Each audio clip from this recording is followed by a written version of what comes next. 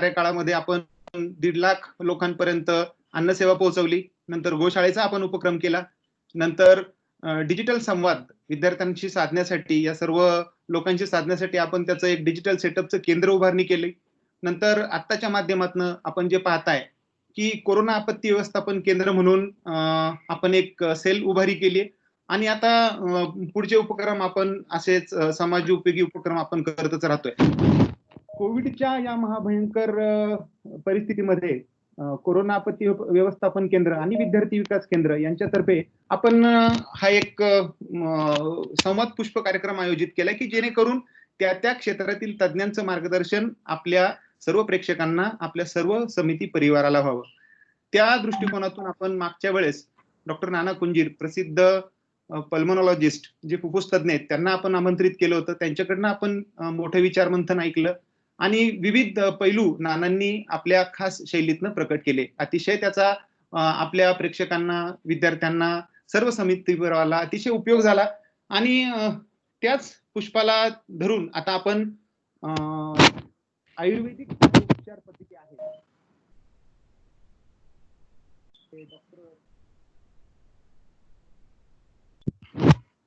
Doctor Harish Patankar सरांची मी आपणास ओळख करून देऊ इच्छितो. हरीश पाटणकर सर आणि विशेषतः समितीचे ते माजी विद्यार्थी आहेत. 2004-2006च्या काळात त्या समितीमध्ये त्यांनी वास्तव्य केलं आणि अतिशय असं ग्रामीण भागातली पार्श्वभूमी असताना ही दुर्दम्य इच्छाशक्तीच्या जोरावरती हा माणूस पुण्यामध्ये येतो. आसू नावाचं गाव फलटण मधील सातारा जिल्ह्यातील त्यांचं हे गाव आहे. ग्रामीण भागातील असतानाही देखील काहीतरी सक्षम वैद्यकीय भागात करायचं ही त्यांची इच्छा होती. पुण्यात आल्यानंतर समितीमध्ये त्यांनी वास्तव्य केलं. समितीच्या संस्कारात ते वाढले आणि काय करता येईल, आपल्या पद्धतीनं अजून काय देता येईल असा ध्यास घेत ही व्यक्ती घडत गेली आणि मला सांगायला अतिशय गर्व आणि अभिमान वाटतो की ह्या हरीश पाटणकर नावाच्या व्यक्तीनं आज थोड्या ना थिडक्या 108 या आपल्या आयुर्वेदाच्या शाखा जगभरात पसरवल्यात. त्यांचं BMSचं शिक्षण अष्टांग या अतिशय प्रसिद्ध अशा पुण्यातील महाविद्यालयातनं झालं. नंतर त्यांनी स्वतः MD शरीर क्रिया या भागातून या DY पाटील मेडिकल कॉलेजमधनं केली आणि आता ते ट्रायकोलॉजी मध्ये त्याचं स्वतःचं PhD करतायत. म्हणजे इतका ध्यास या आयुर्वेदाचा घेतलेला व्यक्ती आज आपल्याला इथे लाभलेला आहे आणि विविध जागतिक स्तरावरती असतील, राष्ट्रीय स्तरावरती असतील, त्यांना पुरस्कार देखील मिळालेले आहेत. त्याच्यामुळं स्वतः ह्या ज्या आयुर्वेदाची म्हणजे तुझ्या आहे तुझं पाशी परी जागा चुकल्याशी आपण म्हणतो, इतका सुंदर ठेवा आपल्याला या प्राचीन संस्कृतीनं समृद्ध केला आणि इतकं तरुण व्यक्तिमत्व आज त्याचा ध्यास घेत आहे. आज इतक्या सुंदर पद्धतीनं त्यांचे सगळीकडे व्याख्यानं होत आहेत, वेगवेगळ्या स्तरावरती त्यांचं मार्गदर्शन सर्वांना मिळतंय आणि अशी व्यक्ती आज आपण सर्वांनी आणि डॉक्टर तुम्ही आमच्या परिवारातले आहात.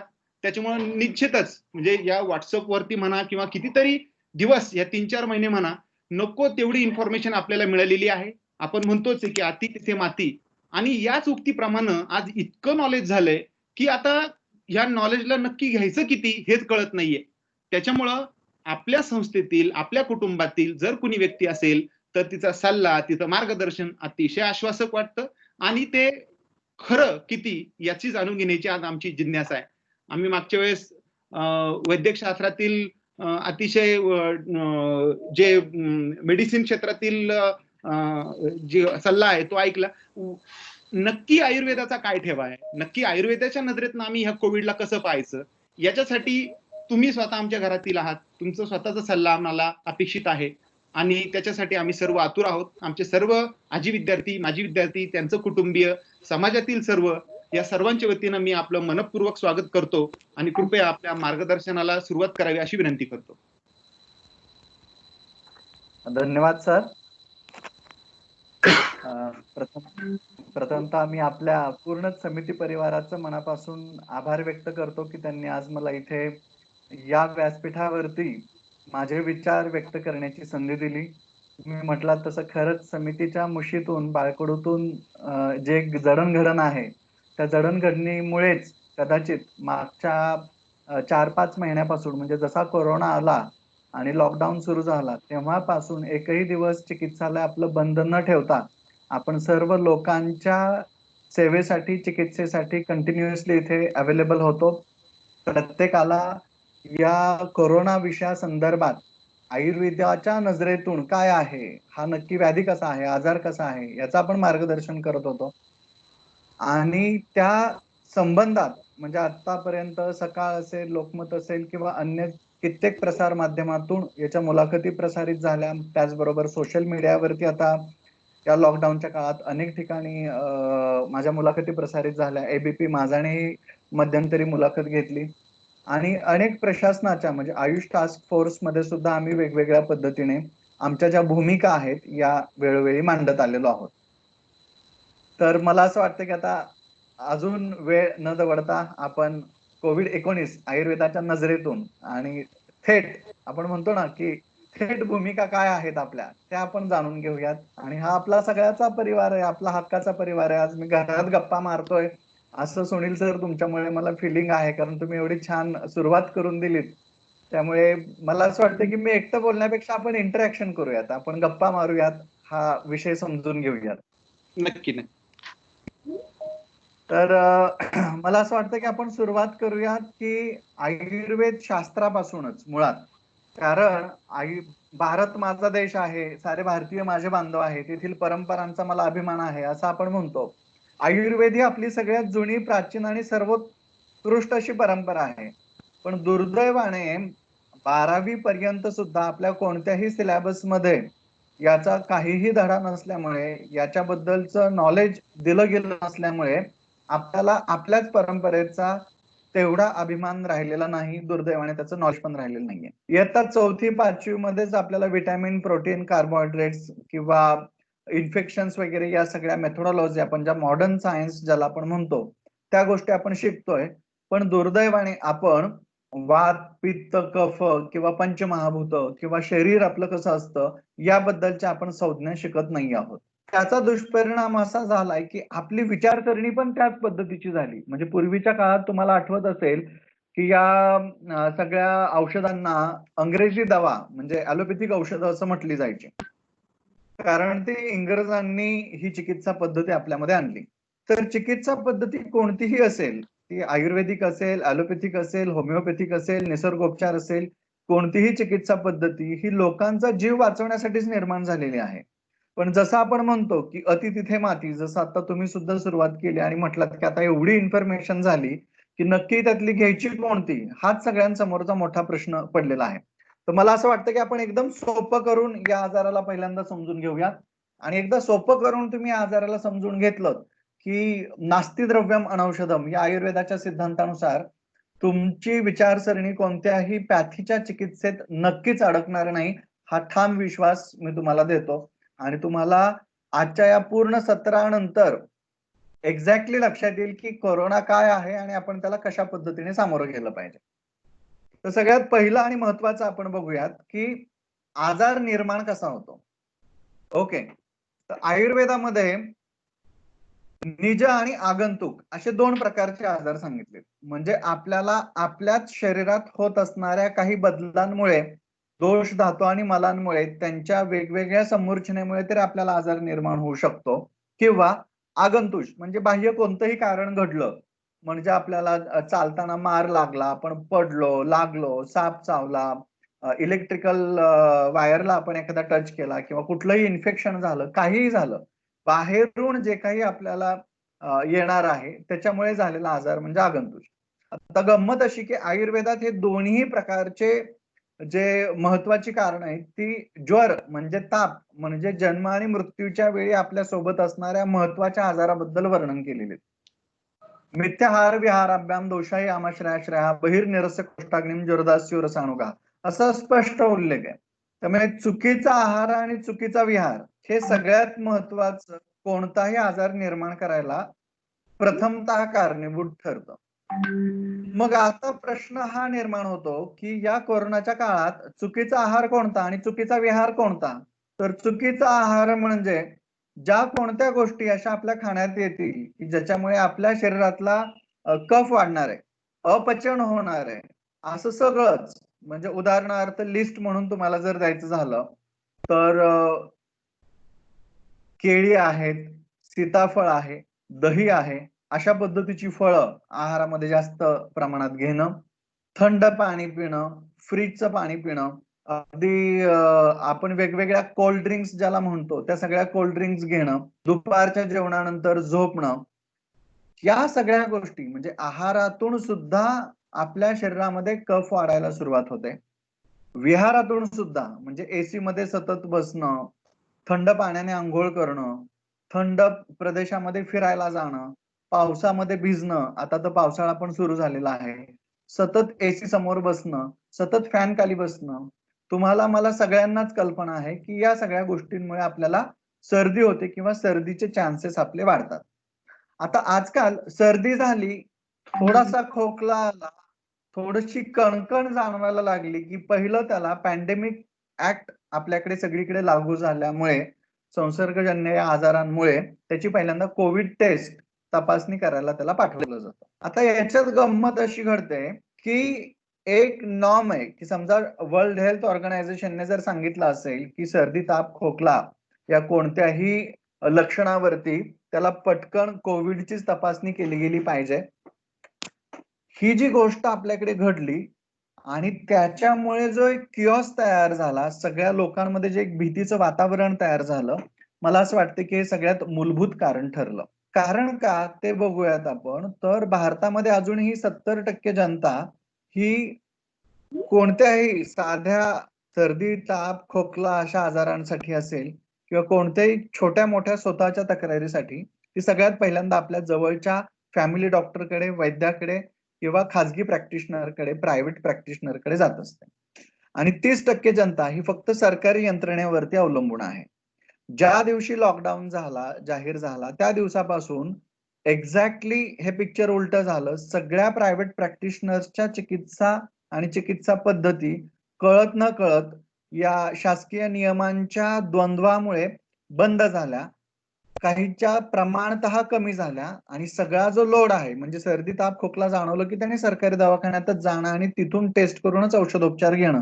अगदी मेडिकलमध्ये मिळणारी सुद्धा या सर्दी, ताप, खोकल्यावरची औषधं बंद झाली. त्याचा परिणाम असा झाला की सगळीकडे एक भीतीचं वातावरण तयार झालं. हा 70% लोड सगळा शासकीय यंत्रणेवरती आला आणि पर्यायाने 1-2 महिन्यात शासकीय यंत्रणा सुद्धा ओव्हरलोडेड झाली असं आपण म्हणूयात. कारण गंमत बघा, याची सुरुवात मुद्दाम मी आयुर्वेदातून आणि आयुर्वेदाच्या मुळातून केलेली आहे. तुम्हाला सर्दी, ताप, खोकला होण्याची वेगवेगळी कारणं असू शकतात ना. फक्त कोरोना हे एकमेव कारण असू शकत नाही.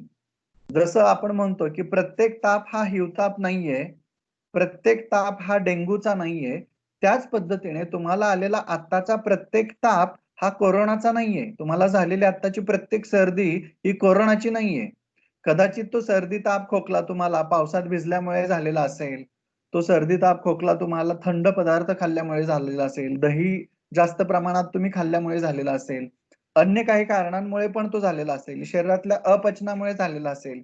एखाद्या अन्य आजाराचं द्योतक असेल. पण दुर्दैवानं या सगळ्या गोष्टी बघणं, त्याचा विचार करणं आणि त्या हेतूनुसार चिकित्सा करणं, ही गोष्ट बंद झाली आणि त्यामुळे लोकांमध्ये हा आजार लपवण्याचंही प्रमाण वाढलं कारण त्यांना प्रत्येक वेळी सरकारी दवाखान्याकडं आणि तपासणीसाठी जावं लागत होतं. आणि आपण एक म्हणूयात की सगळीकडेच त्याचं एक भीतीचं वातावरण सुरू झालं. मग पहिला प्रश्न साहजिकच तुमच्या मनात येईल की हा कोरोना खरंच असतो की नसतो? तर कोरोना हा जो व्हायरस आहे, हा सार्स कॅटेगरीतलाच व्हायरस याच्यापूर्वीही होता, आताही आहे आणि भविष्यातही तो असणार आहे. त्याचं जे आपण म्हणूयात की त्याला ओळखण्याचं जे किट आहे, ते किटचा शोध आता नक्कीच लागलेला आहे आणि त्याच्यामुळे आपण डिटेक्ट करू शकतो की या व्यक्तीला झालेला सर्दी, ताप, खोकला हा अन्य सामान्य सर्दी, ताप, खोकल्यासारखा आहे का विशेष कोविड या कॅटेगरीतला कोरोनाचा तो टिपिकल आहे. हे एक पहिली गोष्ट आपण याच्यामध्ये लक्षात घेतली पाहिजे. त्यामुळे तपासणी करावी की न करावी, तर नक्कीच तपासणी करायला काय हरकत नाहीये. तपासणी तुम्ही करू शकता जर तुमचा सर्दी ताप खोकला तुम्हाला आत्ताच्या काळात संसर्गजन्य आजारांमध्ये तो जाणवत असेल तर. मग तुमचा प्रश्न असेल की संसर्गजन्य आजार आयुर्वेदात सांगितलेले आहेत का? तर मुळातच त्यावेळी म्हणजे तुम्ही हा विचार केला पाहिजे की 5,000 वर्षांपासून अगदी ज्यावेळी लोकांमध्ये अशा पद्धतीचे आजार वाढायला लागले, त्यावेळी हे आजार ट्रीट करण्यासाठीच मुळात आयुर्वेदाची निर्मिती झालेली आहे. त्यामुळे पहिला आजार ज्वर म्हणजे ताप हा आयुर्वेदात वर्णन केलेला सगळ्यात पहिला आणि महत्वाचा आजार आहे. आणि त्याच्यामध्ये संसर्गजन्य प्रकारांमुळे म्हणजे वेगवेगळ्या जीव, जंतू, विषाणू यांच्या बाधांमुळे ताप कसा निर्माण होतो आणि कशी लक्षणं दिसतात याचं फार सुंदर विवेचन आपल्याला आपल्या ग्रंथांमध्ये पाहायला मिळतं. मग हे जर आपण एक क्रोनॉलॉजी बघितली तर आपल्या लक्षात येईल की आयुर्वेदाच्या दृष्टिकोनातून हा पॅन्डेमिक पहिल्यांदा नाहीये. असे कित्येक पॅन्डेमिक आपण म्हणूयात की आयुर्वेदाने पाहिलेले आहेत. असे कित्येक कोरोनासारखे आजार आयुर्वेदाने पाहिलेले आहेत. त्याला सक्षमपणे औषधी चिकित्सेने तो उतरलेला आहे. आणि आता आपण बघतो की साधारण 100 वर्षांनी एक पॅन्डेमिक एपिसोड एवढा मोठा या पृथ्वीवरती येतोय. असं जरी आपण बघितलं तरी एकूण 5,000 वर्षांचा काळ आपण काढला तर सक्षमपणे आयुर्वेद याच्यावरती ठामपणे उभा आहे. आणि म्हणून आयुर्वेदातून या आजाराची उत्पत्ती कशी होते, तो आजार कसा होतो, आपल्याला कसा होतो हे आपण समजून घेतलं पाहिजे. कारण फार सुंदर पद्धतीने याची उत्तरं पण याच्यात दडलेली आहेत. कारण आता आम्ही जेवढे वैद्य याच्यावरती काम करतोय फार सुंदर पद्धतीने म्हणजे गुजरातला सुद्धा आता तुम्ही 6,000 पेशंटचा डेटा बघितला असेल. आता दिल्लीतल्या एम्स युनिव्हर्सिटीने पण त्यांचा डेटा जो आहे आयुर्वेदीय पद्धतीने जे पेशंट ट्रीट केले त्यांचा पब्लिश केलेला आहे. प्रत्येक वैद्याच्या लेवलला त्यांनी पब्लिश केलेला डेटा तुम्ही बघू शकता. इनफॅक्ट आयुष गव्हर्नमेंटने दिलेल्या गाईडलाईन्स तुम्ही बघू शकता. या सगळ्यांचा आणि आयुर्वेदीय ट्रीटमेंट घेऊन बऱ्या झालेल्या लोकांचा जर तुम्ही डेटा बघितला तर तुमच्या लक्षात येईल की कोरोनाला बिलकुल घाबरायची गरज नाहीये. फार चांगल्या पद्धतीने आपण त्याला सामोरं जाऊ शकतो. फार चांगल्या पद्धतीने आपण त्याच्यातून लक्षण मुक्त होऊ शकतो. लवकर बरं होऊ शकतो. त्यामुळे सगळ्यात गरज आहे की या आजाराला समजून घेण्याची की हा आजार होतो कसा. तर ही जी गंमत आहे त्या आजाराला समजून घेण्याची ती मला वाटतं आपण प्रश्नोत्तरांच्या माध्यमातून सुरू करूयात. म्हणजे सुनील सर आपल्याला एक एक प्रश्न विचारतील आणि त्या पद्धतीने मी तुम्हाला त्याचा गाईडलाईन्स देईल. तुमचेही काय प्रश्न असतील तर तुम्ही मला विचारू शकता. सुनील सर. हॅलो. हरीश पाटणकर माहिती मॅडम पाहिलंय त्यांचा व्हिडिओ. अरे सुनील सर तुमचा माईक अनम्यूट आहे किंवा मी मग पुढची माहिती सांगत राहतो. येतोय आवाज? हा येतोय बोला. आपण फार छान सुरुवात करून दिलीत. विस्तृत माहिती अशी सांगितलीत आणि नक्की आयुर्वेदाच्या नजरेतनं आपण या कोविडला कसं पाहतोय. आज तुम्ही सांगितल्याप्रमाणे जसं ब्रह्मदेवानं अगदी स्वतःच्या स्मृतीतनं हा वेद प्रकट केला आणि आपल्या सर्वसामान्य जनतेपर्यंत हा पर्क्युलेट झाला. परंतु आज तुम्ही सांगितल्याप्रमाणे तुझं आहे तुझं पाशी परी जागा चुकल्याशी अशा पद्धतीने आपण हा स्वतःचाच ठेवा विसरत चाललोय. डॉक्टर आपण ज्या वेळेस पाहतो की संसर्ग होतो नंतर त्याची लक्षणं दिसू लागतात नंतर मग त्याच्यावरती प्रतिबंधात्मक आपण उपाय शोधतो आणि मग शेवटी त्या आजारातनं बरं होण्यासाठी ह्या ज्या काही 3 प्रक्रियातनं आपण जातोय. आयुर्वेदाच्या दृष्टीने मला आपल्याला सर्व प्रेक्षकांतर्फे विचारायचं आहे की ह्यामध्ये जे काही लक्षणं दिसू लागतात त्यावेळेस आपल्याकडं आपण जसं सांगतो की निम्म आयुर्वेद तर आपल्या किचनमध्ये आहे.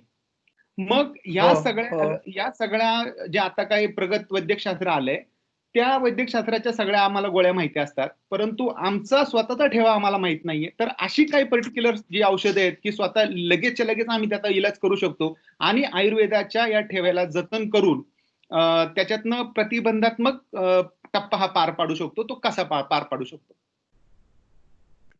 नक्कीच. फार चांगला प्रश्न खरं तर तुम्ही विचारलाय. या प्रश्नाची 2 पद्धतीने आपण उत्तर बघूयात की कोणताही आजार होऊ नये म्हणून करण्याची चिकित्सा आणि आजार झाल्यानंतर काय केलं पाहिजे याची चिकित्सा. या दोन्हीमध्ये सगळ्यात महत्वाचं ठरतं की आपली स्वतःची प्रकृती समजून घेणं आणि त्या प्रकृतीनुसार जवळच्या वैद्याकडून आपण आपल्यासाठी काही औषधांची उपाययोजना करून घेणं. आता जसं तुम्ही म्हटलात की आपल्या किचनमध्ये हा सगळा ठेवा दडलेला आहे. नक्कीच. भारतामध्ये प्रत्येकाच्या किचनमध्येच अशा पद्धतीची उपाययोजना आहे की असले सर्दी, ताप, खोकला आणि तत्सम आजार वर्षानुवर्ष आपण घरगुती उपचारांनी ट्रीट करतोय. कदाचित हे एक महत्वाचं कारण असावं की जगामध्ये एवढा पॅन्डेमिकचा डेथ रेट असताना सुद्धा भारतामध्ये त्यांना अपेक्षित डेथ रेट मिळाला नाही. कारण भारतामध्ये युटिलाइज केले जाणारे हे सगळे घरगुती उपचार हे एक त्याच्या पाठीमागचं मोठं कारण असू शकतं. म्हणून आपण ते चांगल्या पद्धतीने समजून घेणं हे गरजेचं आहे. तर मग आपण ते ओळीने बघूया. आता समजा 3 प्रकारची लोकं आपल्याला बघायला मिळतात. वात प्रकृतीची, पित्त प्रकृतीची आणि कफ प्रकृतीची. कफ प्रकृतीची लोक ही साधारण थोडीशी जाड असतात. तुम्ही बघितलं असेल त्यांना रात्री सुद्धा घोरण्याचं प्रमाण हे त्यांच्यामध्ये सहसा जास्त असतं. यांना थोडंसं चाललं, फिरलं, जिने चढले तरी पटकन दम लागतो. साधारण गंमत म्हणून बघायचं घेतलं तर यांची प्रकृती देहयष्टी मोठी असल्यामुळे यांचा बेल्ट नेहमी बेंबीच्या वरतीच असतो. ओके. अशा प्रकारची म्हणजे अत्यंत सोप्या पद्धतीने आपण बघितलं की आणि ज्यांना कफाची लक्षणं दिसतात म्हणजे सर्दी ही जनरली नेहमी होत असते.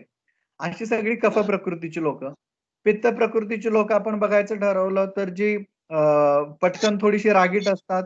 मध्यम बांधा यांचा असतो. बेल्ट बघितला तर यांचा आर्मी सारखे ॲट अम्बिलिकल लेवल म्हणजे बेंबीवरती यांचा बेल्ट असतो नेहमी. आणि सगळ्यात महत्वाचं म्हणजे तसे सुकुमार असतात, गोरे असतात, हुशार असतात. पण स्ट्रेस घेणारे असतात. ही सगळी पित्त प्रकृतीची लोकं आणि वात प्रकृतीची जी लोकं आहेत, की जी सतत चंचल असतात, धावपळ करणारे असतात, कधी एका जागी बसणारी नसतात, सडपातळ असतात.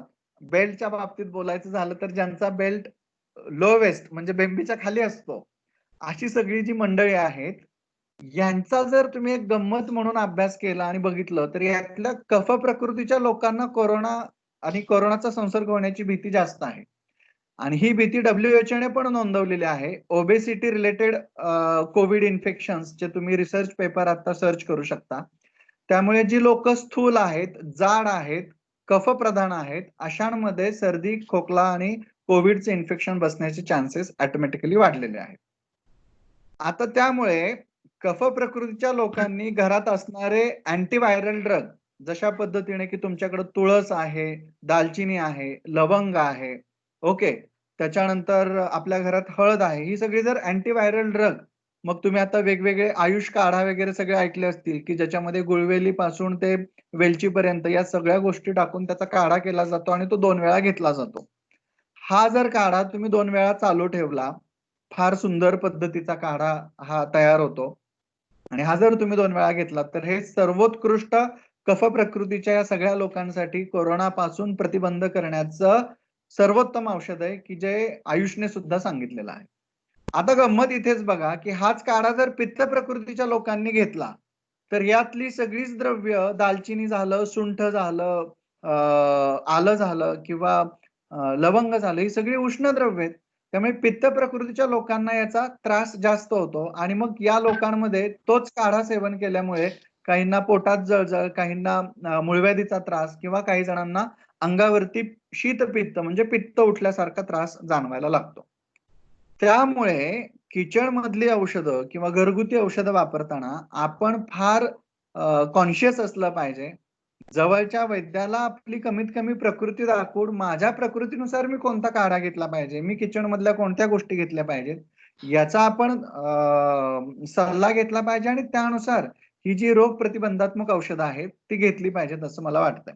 म्हणून सुनील सर मी थोडंसं स्ट्रेट फॉरवर्ड उत्तर दिलं, की प्रकृतीनुसार वात प्रकृती, पित्त प्रकृती, कफ प्रकृती आपल्या प्रेक्षकांना ओळखायला सोपी जावी म्हणून बेल्टचं पण उदाहरण दिलं. आपापला बेल्ट कोणत्या लेव्हलला आहे ते बघा, आपापली प्रकृती बघा आणि मग ते घ्यायचं की नाही ते ठरवा.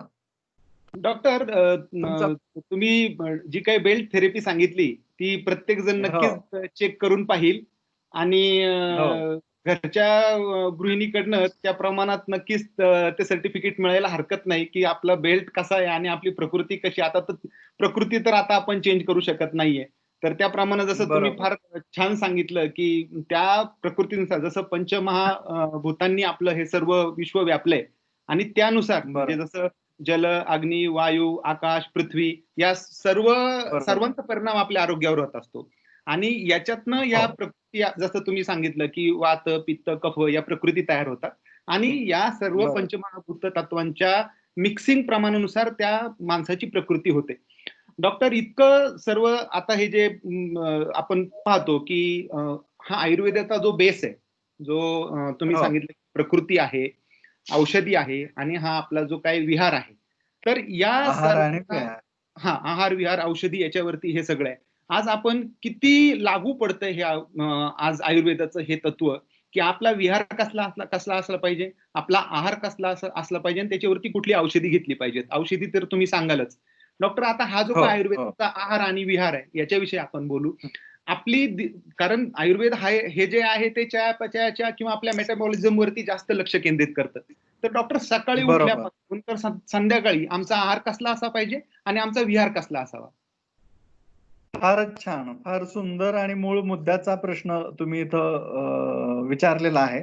याचं पण उत्तर थोडंसं आधी स्ट्रेट फॉरवर्ड देतो. आत्ताच्या काळात नुसतं भारतालाच नव्हे, तर अख्ख्या जगाला जर काही तारू शकणार असेल, तर ते मी ठामपणे म्हणेल की ते आयुर्वेद आहे. नुसतं एवढंच नव्हे, तर इथून पुढे बघा, माझं हे वाक्य फार महत्वाचं आहे, की इथून पुढे जर जगाला किंवा वर्ल्ड हेल्थ ऑर्गनायझेशनला सुद्धा सगळ्यांच्याच स्वास्थ्याचा विचार करायचा असेल, तर तो आयुर्वेदाचा विचार केला गेला पाहिजे आता. कारण आता आपण गंमत बघतोय, की बाहेर सगळे कुत्रा, मांजर, उंदीर, त्यानंतर गायी, म्हशी सगळे प्राणी मुक्त संचार करतायत या सृष्टीमध्ये. खूप आनंदाने जगतायत आणि केवळ एक मात्र प्राणी म्हणजे मनुष्य प्राणी हा तोंडाला मास्क लावून, कदाचित पीपीई किट घालून आणि प्लास्टिकमध्ये गुंडाळून त्याला बंदिस्त जणू काय लॉकडाऊन करून ठेवलेला आहे. ही परिस्थितीच मुळात का ओढवली हे बघितलं पाहिजे आणि त्याचं उत्तर दडलेलं आहे प्राणी हा जो शब्द मी वापरला मुद्दाम त्याच्यामध्ये. कारण सगळे प्राणी या सृष्टीचे सगळे नियम पाळून फार सुंदर पद्धतीने आता सुंदर जगतायत. केवळ मनुष्य प्राण्याने हे सृष्टीचे नियम तोडले, त्यामुळे त्याला आता लॉकडाऊन करण्याची वेळ आलेली. तर पहिल्यांदा मनुष्य प्राण्याने आपण प्राणी आहोत हे विसरून जायला नकोत. त्याने प्राण्यासारखं जगायला सुरुवात केली पाहिजे आणि म्हणून सगळ्यात पहिला नियम त्याच्यासाठी प्राण्यांसारखं लवकर झोपलं पाहिजे, प्राण्यांसारखं लवकर उठलं पाहिजे. सूर्योदय आणि सूर्यास्त हा आपण नियम आपल्याला सुद्धा प्राण्यांसारखा लावून घेतला पाहिजे. मग दुसरा महत्वाचा नियम, की भूक लागल्यानंतरच जेवण केलं पाहिजे आणि तहान लागल्यानंतरच पाणी पिलं पाहिजे. मी तुम्हाला 100% खात्रीशीर सांगतो, की एवढा साधा नियम जरी आता या पुढच्या लॉकडाऊन काळात किंवा 2-4 महिन्यात जरी प्रत्येकाने पाळला ना, तरी त्याला कोणताही आजार स्पर्श करू शकणार नाही. कारण कोणत्याही आजाराचं मूळ इथं आहे, की तुम्हाला भूक लागली नसताना ज्यावेळी तुम्ही जेवता, त्यावेळी ते अन्न शरीरात पडून राहतं. पडून राहिल्यामुळे त्याचा आम तयार होतो. रोगा सर्वेपि मंदोग्नौ या नियमानुसार तुमची एक पार्श्वभूमी शरीरामध्ये तयार होते. त्यामुळे कोणतंही इन्फेक्शन त्याच्यावरती आलं, की जसं भिजलेल्या ब्रेडवरती कोणतीही फंगस पटकन ग्रो होते, मोठी होते. तसं तुम्ही एक फेव्हरेबल कंडिशन तुमच्या बॉडीमध्ये तयार करत असता न पचलेल्या अन्नाची, की ज्याच्यावरती कोणत्याही प्रकारचे बॅक्टेरिया, व्हायरसेस फार पटकन ग्रो होतात आणि तुम्हाला कोणतं इन्फेक्शन फार पटकन कॅरी होतं. So this is the theory like host and ghost theory. This is the theory like the seed and soil theory. त्यामुळे जर सॉइल तुमची तेवढी फर्टाईल झाली तर कोणतंही सीड तिथे आलं की ते लगेच त्याच्यामध्ये उगवणार आहे. हीच गोष्ट घडते. त्यामुळे दुसरा जो नियम मी सांगितला महत्वाचा, की भूक लागली असेल तरच जेवण करा. तहान लागली असेल तरच पाणी प्या. आता कोरोनाच्या काळात अनेक मेसेजेस फिरतायत, दिवसभर कोमट पाणी प्या, दिवसभर कोमट पाणी प्या. पण ते कोमट पाणी किती प्या याचाही तुम्ही विचार केला पाहिजे. तुम्ही प्राण्यासारखंच पाणी पिलं पाहिजे. आपलं शरीर म्हणजे फ्लशचं संडास नाहीये, वरून पाणी टाकलं की खालून सगळं साफ व्हायला. हाही विचार तिथं करणं फार गरजेचं आहे. नुसतं पोट साफ होण्यासाठी किंवा गरम पाणी पिलं की कोरोना मरून जाईल, 100 डिग्री सेल्सिअसची वाफ घेतल्यानंतर कोरोना मरेल. अशा पद्धतीच्या ज्या काही काय म्हणूयात आपण WhatsApp युनिव्हर्सिटीवरती येणाऱ्या ज्या बातम्या आहेत, त्यांचा थोडासा अभ्यासपूर्वक आपण विषय घेतला पाहिजे. 100 डिग्री सेल्सिअसची वाफ कधी आपल्या नाकात जात नाही, तेवढे आपल्याला सहन पण होऊ शकत नाही. ते आपल्या नाकापर्यंत जाईपर्यंत त्याचं टेम्परेचर बरंच लो झालेलं असतं. आपल्याला सहन होईल एवढ्या टेम्परेचरला आपण त्याला घेत असतो. नो डाऊट की त्या घेतलेल्या वाफेमुळे आपल्या नाकातला जो एक फ्लोरा आहे किंवा आपल्या नाकातला जो म्युकोजल लेयर आहे, त्या लेयरचं क्लिनिंग होतं. जलनेती मीठ टाकून सैंधव पाण्याची जलनेती केली तरी ते क्लिनिंग होतं. हेच क्लिनिंग आपण वाफ घेतल्यानंतर पण होतं आणि ते क्लिनिंग झाल्यामुळे कफच निघून गेल्यामुळे त्या कफावरती वाढणारे जीवजंतू तिथे वाढू शकत नाहीत. आज तुम्ही कोविडची टेस्ट पण बघताय, नाकामध्ये किंवा घशामध्ये तो स्वॅब टाकून तो स्वॅब टेस्टिंगला पाठवला जातो. म्हणजे तिथलं काय घेतलं जातं, तर तिथला कफ परीक्षणाला घेतला जातो. आता हा कफच जर तुम्ही वाफेच्या आणि जलनेतीच्या साहाय्याने क्लीन ठेवला, तिथं निर्माणच होऊ नाही दिला, तर तिथे कोरोना वाढणारच नाही. आपल्याकडे असं झालेलं आहे, की आपल्याला त्या कफामधला H1N1 किंवा त्या कफामधला COVID-19 दिसतोय, पण आपल्याला एवढा मोठा कफ दिसत नाहीये. हे दुर्दैव आहे. म्हणून मी सुरुवात करताना सांगितलं होतं, की भारतीय चिकित्सा पद्धतीमध्ये आयुर्वेदीय शास्त्रामध्ये जर आपण बघितलं, एक आईस्क्रीमचा डब्बा आहे, तर त्या आईस्क्रीमच्या डब्यामध्ये कॅलरीज, प्रोटीन, कार्बोहायड्रेट ही एक त्या आईस्क्रीमच्या डब्याला बघण्याची भाषा आहे आणि आईस्क्रीममुळे कफ वाढतो ही एक भाषा आहे. हरभरे घेतले तर हरभरा हायेस्ट प्रोटीन असणारं अन्न आहे, पण हरभऱ्यामुळे वात वाढतो ही एक त्या हरभऱ्याला बघण्याची भाषा आहे. तसं COVID-19 आयुर्वेदाच्या नजरेतून बघताना आपण त्या COVID-19 ला जास्त महत्व द्यायचं का तो COVID-19 ज्या कफावरती वाढतोय त्या कफाला जास्त महत्व द्यायचं, हाही विचार इथं मला वाटतं करणे गरजेचं आहे. कारण आपल्याला COVID-19 दिसतोय, पण तो कफ जो एवढा त्या शरीरात साठलाय तो दिसत नाहीये आणि आताचे सगळे रिसर्च पेपर बघितले तर हा वाढलेल्या कफामुळेच हा कोरोना होण्याचा प्रादुर्भाव जास्त दिसतोय. ज्यांच्यामध्ये कफ जास्त नाहीये, ज्यांची इम्युनिटी चांगली आहे, त्यांना कोरोना होऊन गेलेला पण कळत नाहीये. परवाच्याच लेटेस्ट न्यूज नुसार 30% मुंबईतल्या लोकांना कोरोना होऊन पण गेला, त्यांना एकही लक्षण दिसलं नाही.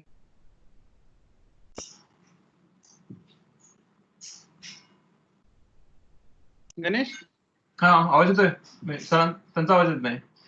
हा, त्यामुळे या गोष्टी मला असं वाटतं की आपण इथे व्यवस्थित बघून घेतल्या पाहिजेत. आणि तुम्ही जे म्हटलात सर की मग दिनचर्या आपली काय असावी, तर नक्कीच मी सुरुवात केली होती, लवकर झोपा, लवकर उठा. दुसरं महत्वाचं म्हणजे भूक लागेल असेल तरच जेवण करा, कडकडून भूक लागू द्यात. तहान लागली असेल तर पाणी प्या.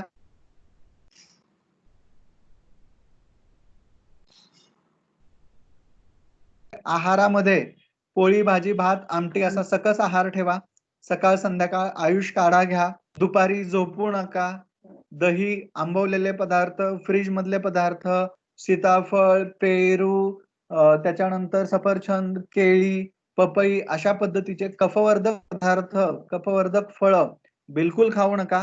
स्वस्थ राहा, मस्त राहा. कफ शरीरातला तुम्ही वाढू नाही दिला तर COVID-19 पासून तुम्ही घाबरण्याची काहीही कारण नाहीये. येस डॉक्टर सुनील आयुर्वेदाचं सर.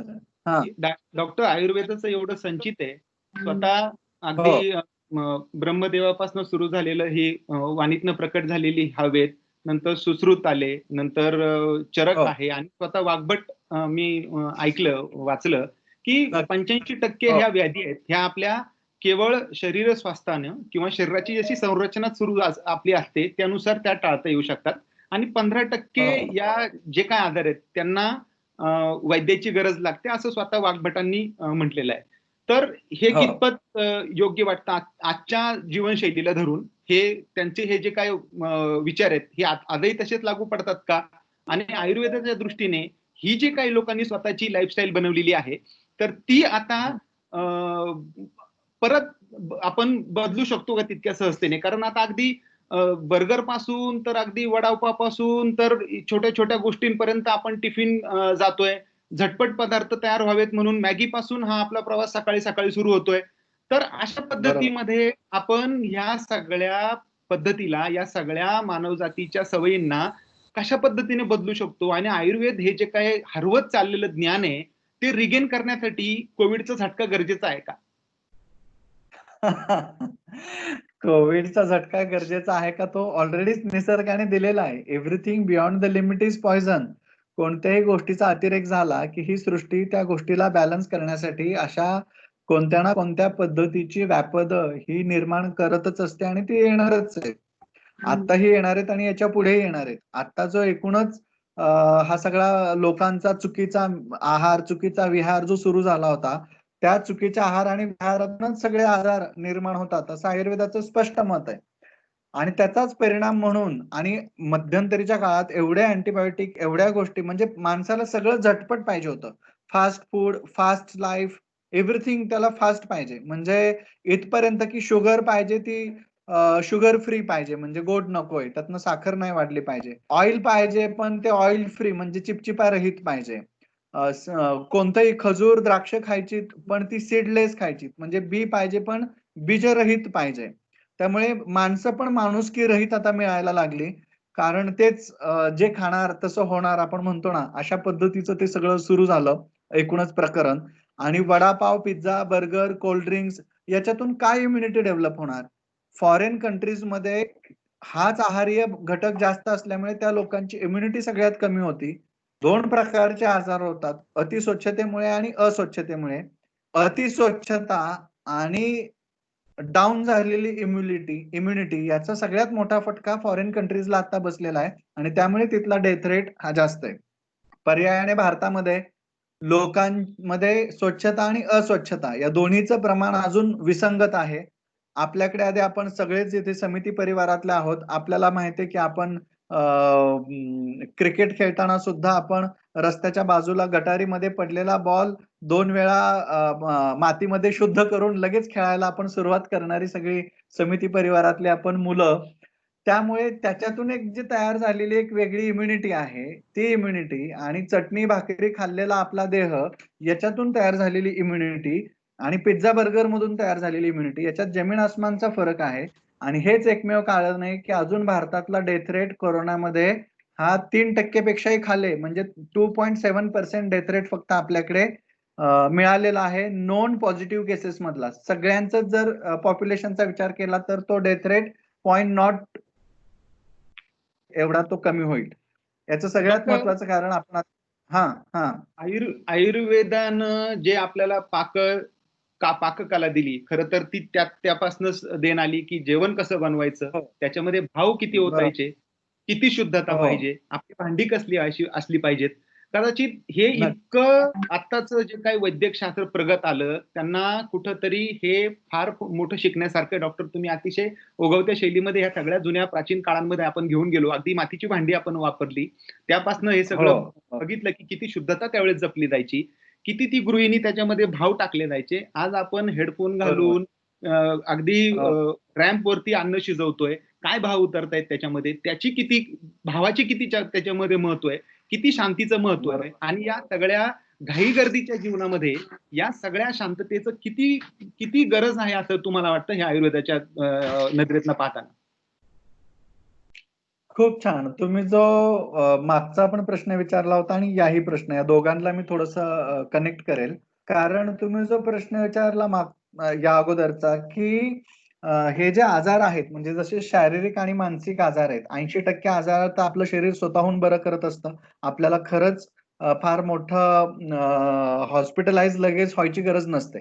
आपण इथं जमलेल्या प्रत्येकानेच आठवून बघा की मागच्या 20 वर्षामध्ये किंवा 30 वर्षाच्या तुमच्या आयुष्यामध्ये तुम्ही स्वतः किती वेळा हॉस्पिटलमध्ये ऍडमिट झालेला आहात?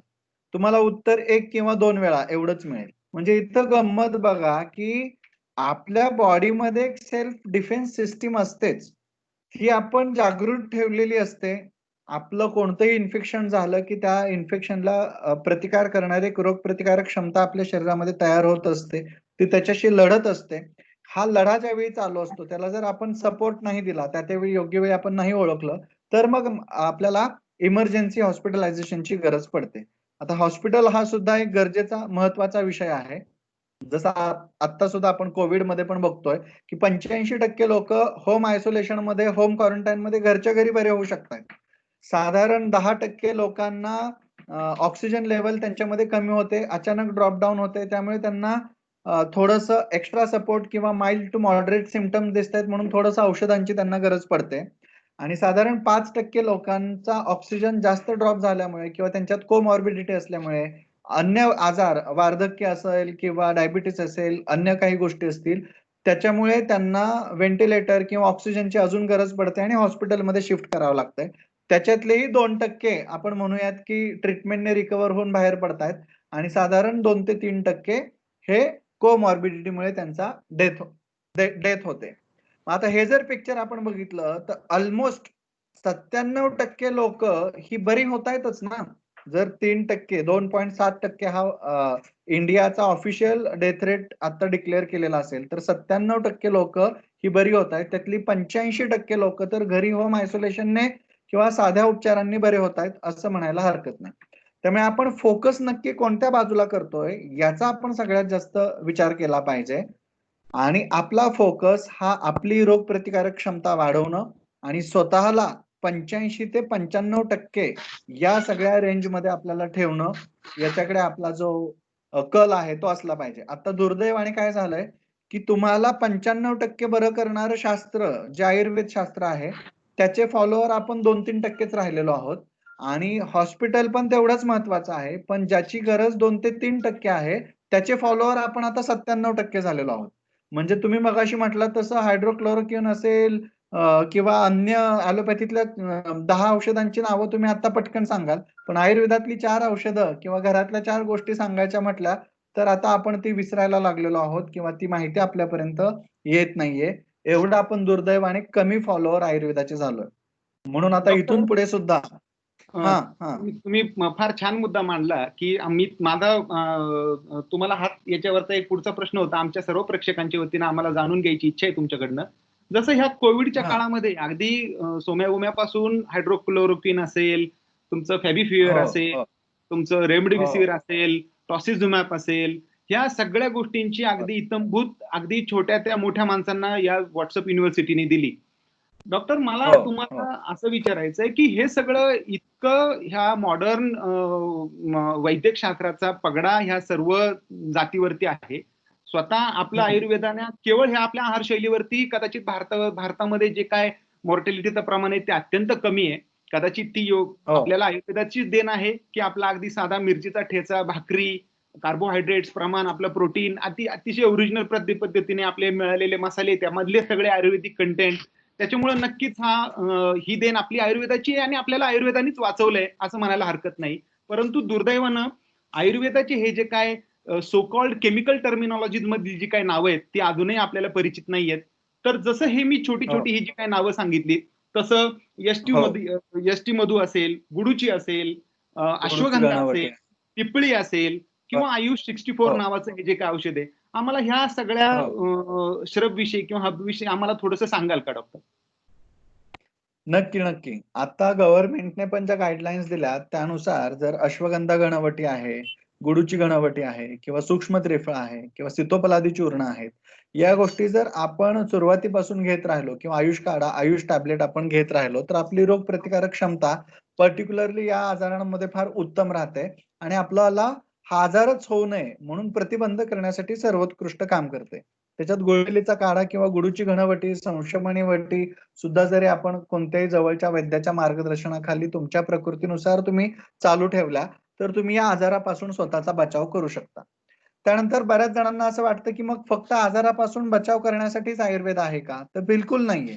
तुम्हाला mild to moderate positive symptoms जरी दिसली तरी सुद्धा याच्यातली मग अजून पुढची जी औषधं आहेत म्हणजे रसमाधववटी आहे, माधव रसायन आहे किंवा त्रिभुवन कीर्ती आहे, त्याच्यानंतर सूक्ष्म त्रिफळ आहे, अत्यंत भारी अशी काही अमस्था अवलेह आहे, कर्पुरादी अवलेह आहे किंवा अन्य खूप औषधं आहेत की जी तुम्हाला माइल्ड टू मॉडरेट सिम्पटम्स मध्ये सर्दी, ताप, खोकला हा 3 दिवस, 5 दिवस किंवा 7 दिवसांमध्ये तुमच्या प्रकृतीनुसार खात्रीशीर बरं करून देणारी ही औषधं आहेत. किंबहुना आतापर्यंत पाड्यांमध्ये, खेड्यापाड्यांमध्ये सगळीकडे हेच वापरलं जात होतं. साधं पित्त परपटक सुद्धा प्रत्येकाच्या घरामध्ये असायचं आणि सर्दी, खोकला, ताप झाला की ते घेतलं जायचं. हळद, मीठ पाण्याच्या गुळण्या करणं, घसा धरू लागल्यानंतर, खवखव व्हायला सुरुवात झाल्यानंतर हे उपचार आपल्याकडे घराघरात केले जात होते. वाफ घेणं आहे किंवा अन्य उपचार आहेत. या सगळ्या गोष्टी 3 दिवस, 5 दिवस किंवा 7 दिवसामध्ये आपला सर्दी, ताप, खोकला बरा करण्यासाठी अत्यंत उत्कृष्ट आहेत. आता मग तुम्हाला वाटेल की होऊ नये म्हणून आपण आयुर्वेद बघितला. झाला कोविड पॉझिटिव्ह झालो तरी आयुर्वेदाची कुठली औषध आपण देऊ शकतो हे बघितलं. आता पेशंट क्रिटिकल झाला, हॉस्पिटलमध्ये ऍडमिट झाला, तर मग आयुर्वेदाचा रोल काय नाहीये का, असं काही जणांना वाटतंय. पण मला सांगायलाही अभिमान वाटतोय, आम्ही स्वतः कित्येक कोविड पॉझिटिव्ह रुग्णांमध्ये जे हॉस्पिटलमध्ये ऍडमिट झाले, व्हेंटिलेटरवरती आहेत अशांमध्ये सुद्धा, त्याचबरोबर आमच्या कित्येक वैद्यांनी, आपल्या आयुष टास्क फोर्सच्या माध्यमातून अनेक वैद्यांनी ॲलोपॅथिक औषधांबरोबर आयुर्वेदिक औषधं अशा सिरियस पेशंट्स मध्ये देऊन सुद्धा, म्हणजे ज्यांची ऑक्सिजन लेवल अत्यंत ड्रॉप डाऊन झालेले आहे किंवा कोमॉर्बिडिटी असल्यामुळे लंग्स मध्ये कन्सॉलिडेशन जास्त वाढलेलं आहे, हॅपी हायपॉक्सिमिया झालेला आहे किंवा सायटोकायनिन स्टॉर्म ज्यांच्यामध्ये बसलेले आहेत, अशा सगळ्या पेशंट्स मध्ये सुद्धा सिरियस स्टेज मध्ये व्हेंटिलेटर वरती असताना सुद्धा आयुर्वेदिक औषधं जर वेळीच तिथे पोहोचवली, त्यांना सुरू केली, तर त्यांचा डेथ रेट जो आहे तो फार सुंदर पद्धतीने कमी करता येतो आणि कित्येक लोकांना मृत्यूच्या दाढेतून वाचवायला मदत होते. मग आता इथे 3 टप्पे तुम्ही बघितले, म्हणजे होऊ नये म्हणून आयुर्वेदिक औषधं, झाल्यानंतर घ्यावयाची आयुर्वेदिक औषधं, हॉस्पिटलमध्ये ऍडमिट करावं लागलं सिरियस स्टेजमध्ये सुद्धा लागणारी आयुर्वेदिक औषधं, ज्याच्यामध्ये जयमंगल रस आहे किंवा हेमगर्भ पोट्टली आहे किंवा रससिंदूर आहे किंवा अन्य अभ्रक लोहापासून, अभ्रक भस्मापासून अत्यंत सुवर्ण भस्मापर्यंत, सुवर्ण सूतशेखर पर्यंत फार सुंदर सुंदर भस्म औषधी, रसायन औषधे आहेत की जी सिरियस पेशंटला सुद्धा बाहेर काढतात. बरं, हे मी अनुभवाने सांगतोय की उगीच तुम्हाला माहिती द्यायची म्हणून काहीतरी ग्रंथातलं सांगतोय अशातला भाग नाहीये. या आयुर्वेदाला आणि या गोष्टीला आपण समजून घेतलं पाहिजे. म्हणून आपला आजचा जो विषय आहे की कोविड-19 आयुर्वेदाच्या नजरेतून, म्हणून मी मुद्दाम मागच्या वेळी कुंजीर सरांनी मॉडर्नच्या पद्धतीने सगळं सांगितलेलंच आहे. म्हणून मी आयुर्वेदाचा रोल तुम्हाला जास्तीत जास्त इथे सांगण्याचा प्रयत्न करतोय. कारण याच्या पुढचं एक मला महत्वाचं सांगायचं की हे जे 3 टप्पे बघितले, याच्यानंतर कोविड पॉझिटिव्हचा रुग्ण आता कोविड निगेटिव्ह झाला, तर मॉडर्नच्या दृष्टीने त्याला आपण सोडून देतोय किंवा 10व्या दिवशी काही जणांची तर आता टेस्ट न करता पण त्याला घरी पाठवलं जात आहे, आयसोलेशन मधून घरी पाठवलं जात आहे. पण त्याला घरी गेल्यानंतर सुद्धा आलेला थकवा, आलेलं दौर्बल्य, अंग दुखणं, भूक न लागणं, वजन कमी होणं, अजून त्याचा वास परत आलेला नाहीये, असे कित्येक तक्रारी त्या रुग्णाच्या 1-1 महिना चालतायत आणि या तक्रारींकडे पूर्णपणे दुर्लक्ष झालेलं आहे. म्हणजे कोविड पॉझिटिव्हचा तुम्ही आता कोविड निगेटिव्ह झालेला असाल 10 ते 14 दिवसांनंतर, तरी सुद्धा पुढचा 1 महिना तुम्हाला ही जी पुढची लक्षणं जाणवणार आहेत, काम करू न वाटणं, थकवा जाणवणं, अंग दुखणं, जेवणाची इच्छा न होणं, मरगळ येणं, कुठलाही उत्साह, उल्हास शरीरामध्ये नसणं, सकारात्मक विचार न येणं, हे सुद्धा शरीरातलं आमपचन न झाल्यामुळे तयार झालेली लक्षणं आहेत. आणि त्याच्यासाठी आयुर्वेदाने पुढची रसायन चिकित्सा, अपुनर्भव चिकित्सा असं त्याला म्हटलेलं आहे, ही सांगून ठेवलेली आहे की ज्याच्यामध्ये तुम्ही महासुदर्शन काढा असेल किंवा गुडूची गणवटी असेल किंवा काही माधव रसायन आहे सारखे औषध असतील, शतप्लस सारखं एक आमचं सुंदर सिरप आहे, ते सुरुवातीपासून शेवटच्या काळापर्यंत महिनाभर तुम्ही ही औषधं घेऊ शकता आणि फार उत्तम पद्धतीने, म्हणजे आपण बघितलेल्या आताच्या 4ही स्टेजमध्ये कोरोना होऊ नये म्हणून सुद्धा पॉझिटिव्ह आहात तुम्ही पण असिम्प्टमॅटिक आहात, त्या केसमध्ये सुद्धा माइल्ड टू मॉडरेट सिम्पटम्स मध्ये सुद्धा, सिरियस स्टेज मध्ये आयसीयू मध्ये व्हेंटिलेटर मध्ये असताना सुद्धा घ्यावयाची आयुर्वेदिक औषधं आणि बरे झाल्यानंतर राहिलेली पोस्ट लक्षणं घालवण्यासाठी सुद्धा या 4ही स्टेज मध्ये आयुर्वेदाची औषधं जवळच्या वैद्याच्या सल्ल्याने तुम्ही जर सुंदर पद्धतीने सुरू केलीत, तर तुम्ही हा डेथ रेट कित्येक पटीने कमी करू शकता आणि लोकांमधलं भीतीचं वातावरण सुद्धा 100% घालवू शकता. Doctor, Sunil sir. सर्वांच्या तुम्ही फार व्यापक पद्धतीने हा सगळा विषय हाताळताय. तुम्ही ज्यावेळेस आम्ही कुठलाही वैद्य पाहतो, म्हणजे असं वाटतं की तो फार जुना जाणता असावा, परंतु मॉडर्न डेज टेक्नॉलॉजी दिवसागणिक बदलते, त्याच्यामध्ये इंजिनिअरिंग मेथॉडॉलॉजीज येत आहेत, त्याच्यामध्ये अनेक इंटरडिसिप्लिनरी शाखा येऊन वेगवेगळ्या क्लिनिकल ट्रायल्स होत आहेत. तर आपलं जे आयुर्वेदाचं वैद्यकशास्त्र आहे त्याच्यासाठी ते किती इक्विप्ड आहे. आज आपण पाहतोय WHO अगदी प्रत्येकाला गावखेड्यामध्ये आता सुद्धा WHO पोहोचलंय. ICMR हा शब्द परावली म्हणजे प्रत्येकाच्या तोंडामध्ये आहे. तसं आयुर्वेदिक रिसर्चसाठी जी आपली centre for central research for Ayurveda science CCRS नावाची जी संस्था आहे, तिचं नाव का लोकांच्या समोर येत. क्लिनिकल ट्रायल्स तशा काही तुमच्या आयुर्वेदिक वैद्यकशास्त्रामध्ये चालू आहेत का? आणि जर त्या चालू असतील तर जसं आम्ही संबंध जग या परदेशी किंवा स्वदेशी आपली बायोटेक असेल किंवा भारत बायोटेक असेल असे काय सर्व या लसींच्या शोधासाठी सगळं जग कार्यरत आहे, तसं आयुर्वेदाच्या जगात काय चाललंय का? त्याच्यासाठी काही लस निर्मितीची आयुर्वेदीय पद्धती तुम्ही काही शोधून आणतायत का? कारण आता स्वतः तुम्ही इतके तरुण आहात, तुमचं स्वतः टेक्नॉलॉजीचा फार सुंदर अभ्यास आहे, तर त्या पद्धतीनं असं काही आयुर्वेदिक शास्त्रामध्ये काही चाललंय का? त्या शास्त्रात व्यापक असे काही परिणाम घडतायत का की ज्याला WHO सुद्धा प्रमाण आहे? नक्कीच सर, हाही फार चांगला प्रश्न तुम्ही विचारलात. आता अख्खं जगच आयुर्वेदाची जी याच्यातला रोल आहे तो मान्य करू लागला असं आपण म्हणूयात. आणि तुम्ही जे संशोधनाचा मुद्दा याच्यातला सगळ्यात महत्वाचा मांडला सर, तर त्याच्याबद्दल काही गोष्टी मी सांगू इच्छितो. आता तुम्ही अश्वगंधा, हळद किंवा दालचिनी किंवा गुडूची किंवा आपली तुळस साधी, या सगळ्या गोष्टींच्या जर प्रॉपर्टी चेक केल्या तर तुम्हाला याच्यावरती हजारो अँटीव्हायरल ऍक्टिव्हिटी असणारे या ड्रग्ज आणि याच्यातलं जे ऍक्टिव्ह प्रिन्सिपल आहे त्याचे हजारो रिसर्च पेपर पब्लिश झालेले बघायला मिळतील. दुर्दैवाने हे सगळे research papers, maximum research paper foreign countries मधूनच पब्लिश झालेले तुम्हाला बघायला मिळतील. अगदी तुम्हाला माहिती असेल की हळदीचं पेटंट फॉरेनला जाऊ नये म्हणून रघुनाथ माशेलकर सरांना किती मोठा याच्यावरती एक स्टँड घ्यावा लागला आणि ते पेटंट त्यांनी आपल्याला परत मिळवून दिलं. आता अशा कित्येक गोष्टी म्हणजे आयुर्वेदातल्या जुन्या गोष्टींना शोधून त्याच्यावरती रिसर्च करून त्या सिद्ध करून दाखवणं आणि त्याच्यावरती नोबेल पारितोषिक मिळवणं इथपर्यंतची कार्य सगळ्या जगामध्ये आता चालू आहे. याचं कारण एकच आहे की आयुर्वेद हे सुद्धा सर्व सिद्धांतांवरती आधारलेलंच शास्त्र आहे. मी मगाशी म्हटलं तसं की हजारो वर्षांचं, हजारो तत्वांवरती सिद्ध झालेलं शास्त्र हे असल्यामुळे हे या सगळ्या रिसर्च प्रोटोकॉलला फॉलो करूनच ते मांडलं गेलेलं आहे. आता फक्त भाषा बदललेली आहे. म्हणजे आपण एखाद्या गोष्टीला पाणी म्हटलं काय आणि दुसऱ्या अँगलने आपण त्या गोष्टीला H2O म्हटलं काय. H2O म्हटलं म्हणून त्या पाण्याचे गुणधर्म बदलत नाहीत आणि पाणी म्हटलं म्हणून त्या H2O चे गुणधर्म बदलत नाहीत. ही जी एक दृष्टिकोन आहे एकाच गोष्टीकडे बघण्याचा, ती गोष्ट आता झालेली आहे आणि त्यामुळे लोकांना असं वाटतं की आयुर्वेदामध्ये रिसर्च होत नाहीयेत का? रिसर्च करणं म्हणजे काय करणं? तर एखादी गोष्ट आताच्या आधुनिक परिभाषेमध्ये मांडणं. आता गरज नाहीये की प्रत्येक गोष्ट ही आधुनिक परिभाषेमध्ये तुम्हाला जशी पाहिजे तशीच मिळेल.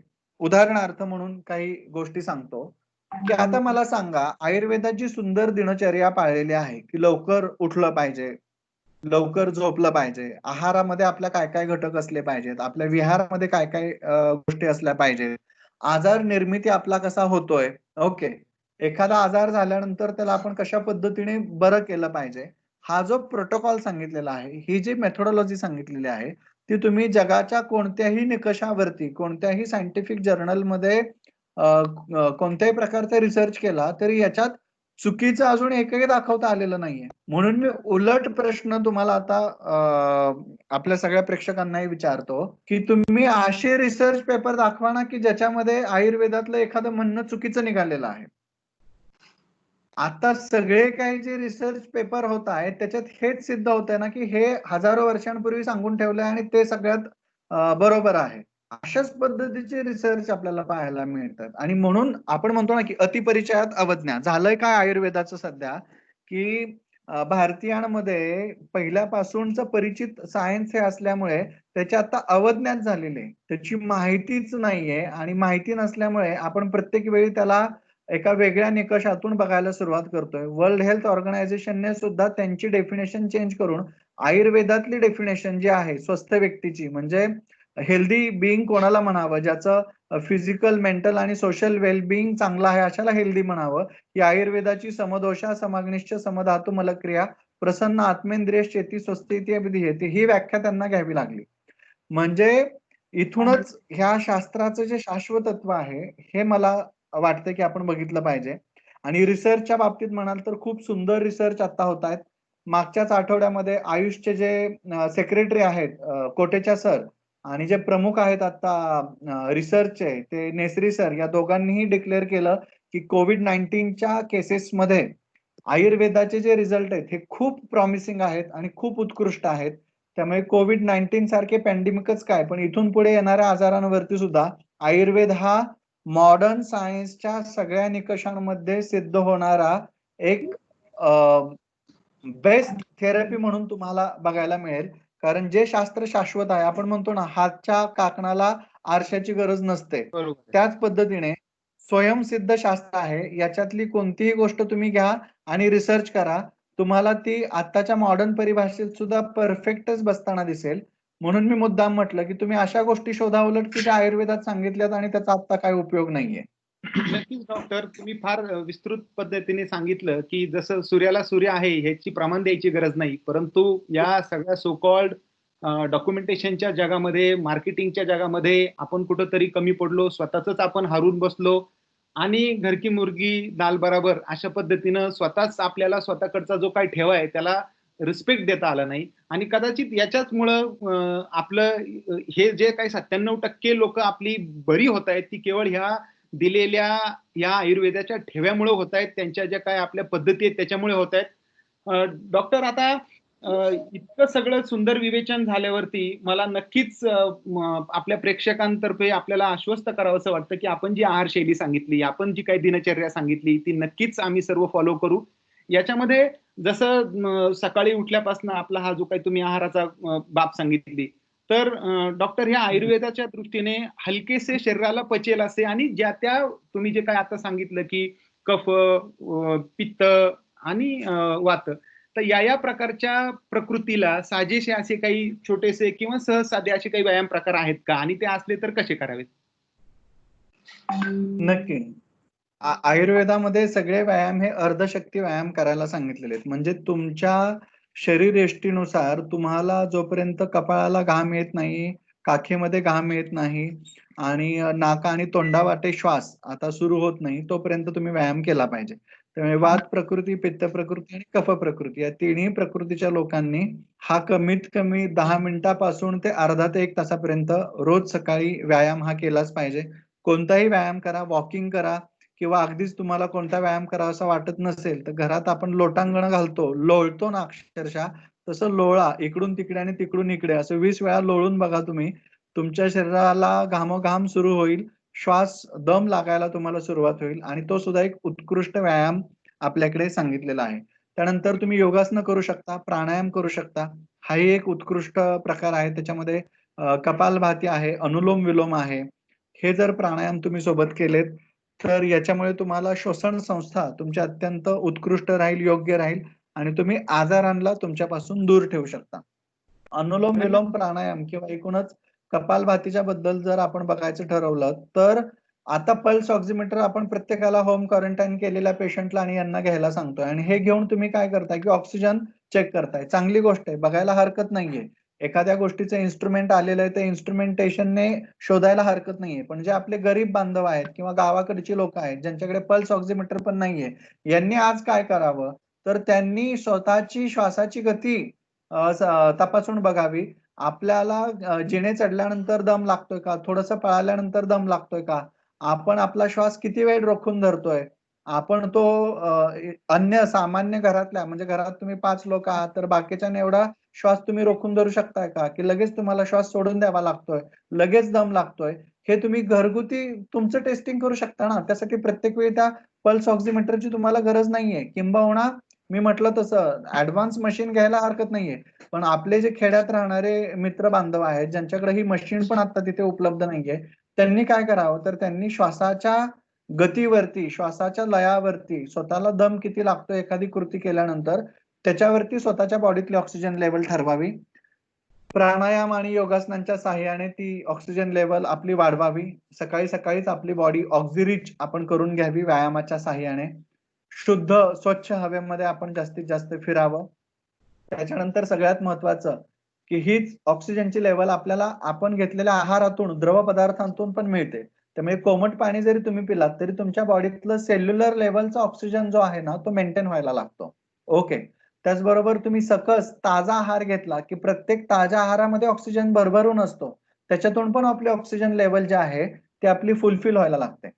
फक्त नाकातूनच ऑक्सिजन मिळतो असं नाहीये. आपल्याला त्वचेतून आणि अन्य रंध्रातून आपण घेतलेल्या आहारातून पण आपल्या सेल्युलर लेव्हलच्या ऑक्सिजनची जी गरज आहे, ती आपलं शरीर भागवत असतं. आणि म्हणून सकस आणि ताज्या अन्नाला सुद्धा तेवढंच जास्त महत्व आहे. त्याच्याकडे आपण लक्ष केंद्रित केलं पाहिजे. तो आपण चांगल्या पद्धतीने घेतला पाहिजे. अर्धशक्ती व्यायाम आपण केला पाहिजे आणि सकस ताजा आहार आणि कोमट पाणी हे कमीत कमी आपल्या आहारामध्ये आपण ठेवलं पाहिजे. सकाळ संध्याकाळ जमलं तर तुम्ही स्टीम सुद्धा घेतली पाहिजे. हा, सुनील सर. डॉक्टर, आपण तर तुम्ही व्यायामाचंही महत्व अतिशय छान पद्धतीने विशद केलं. आपण सर्व समितीमध्ये ज्यावेळेस आपली दिनचर्याच सुरुवात व्हायची ती अगदी या आयुर्वेदाला बेस धरूनच सुरुवात व्हायची. सकाळी आपण 5:30 ते 6:30 3 बॅच मध्ये योगासनं घेतो आणि सूर्यनमस्कार हे अतिशय सुंदर असं आपल्याला संचित या समितीच्या बांधवांना मिळालं. आणि मला सांगायला समितीत आपल्या घेतलेले मंत्रोच्चारण करून सूर्यनमस्कार जरी केले, रोज कमीत कमी 12 ते 21 सूर्यनमस्कार घातले तरी सुद्धा तुम्ही या आजाराला दूर ठेवू शकता. आणि मला तर असं वाटतंय की आपण जे काही कोरोना आपत्ती व्यवस्थापन केंद्र सुरू झालंय, मला असं वाटतं की ही जी काही आपली 65 वर्षांपासून हा आपल्या समितीचा काय वृक्ष लावला गेलाय आपटे सरांच्या माध्यमातून, आणि ही जी काही दिनचर्या आपल्या समितीने घालून दिली, मला असं वाटतं आपण हे समाजाला सुद्धा एक उदाहरण म्हणून समोर येईल की जर तो स्टडी केला तर माझी विद्यार्थ्यांपैकी मला आतापर्यंत एकही विद्यार्थी आपला कोरोनामुळे आजारी असा ऐकण्यात आलेला नाहीये. तर ही एक फार मोठी देण आपल्याला आयुर्वेदाचीच म्हणावी लागेल डॉक्टर. आणि पुढचं हो आणि जे काही दूध असेल, दुधाचं सुद्धा फार महत्व आहे आयुर्वेदामध्ये. ते दूध आपल्याला सकाळी समितीमध्ये मिळतं, नंतर योगासनं होतात, नंतर आपली जर जेवणाची पद्धती जर बघितली तर अतिशय असा तेलकट तुपट आहार आपल्याला समितीत दिला जात नाही. थोडक्यात हा जो काय आहाराचा आपल्याला संध्याकाळी 9 नंतर परमिशन नाही, लवकर झोपावं लागतं, या सगळ्या गोष्टी अतिशय व्यापक पद्धतीने तोच आपण समितीचा जो काय मंत्र आहे तो आत्ताच्या युगामध्ये ह्या लोकांना देतोय. आणि आज तुम्ही त्याचं द्योतक आहात, तुम्ही अतिशय त्याचं परिपूर्ण व्यक्तिमत्व म्हणून आम्हाला लाभला. डॉक्टर, आता आपण सर्वसामान्य प्रेक्षकांकडे जाऊयात, त्यांचे आपण प्रश्न घेऊयात. आपण फार व्यापक पद्धतीने हा सर्व आयुर्वेद आम्हाला तुमच्या नजरेतनं उलगडून दिलाय आणि सर्वसामान्यांवरती जो काही पडदा आला होता तो सुद्धा दूर करण्यामध्ये आपण फार मोठं यश मिळवलंय सर. आणि हा जो काय लपलेला ठेवा आहे, हा लपलेला आजीचा बाटवा आज आपण लोकांच्या समोर आणलात. फार आपले मी धन्यवाद व्यक्त करतो आणि आपण आपल्या प्रेक्षकांकडनं प्रश्नाला सुरुवात करूया. गणेश. नक्की. कोणाला प्रश्न विचारायचा असेल तर हात वर करू शकता किंवा व्हिडिओ ऑन करून बोलू शकता.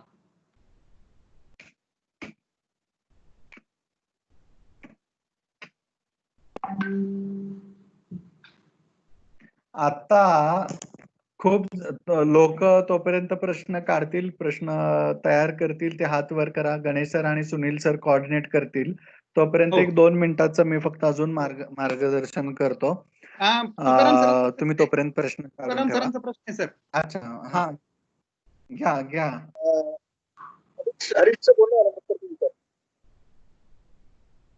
हा, बोला सर, आवाज येतोय मला.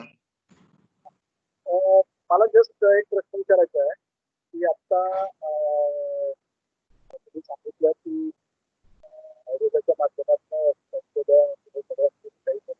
चांगलं आहे आणि भारताच्या मध्ये चांगला इम्पॅक्ट आहे.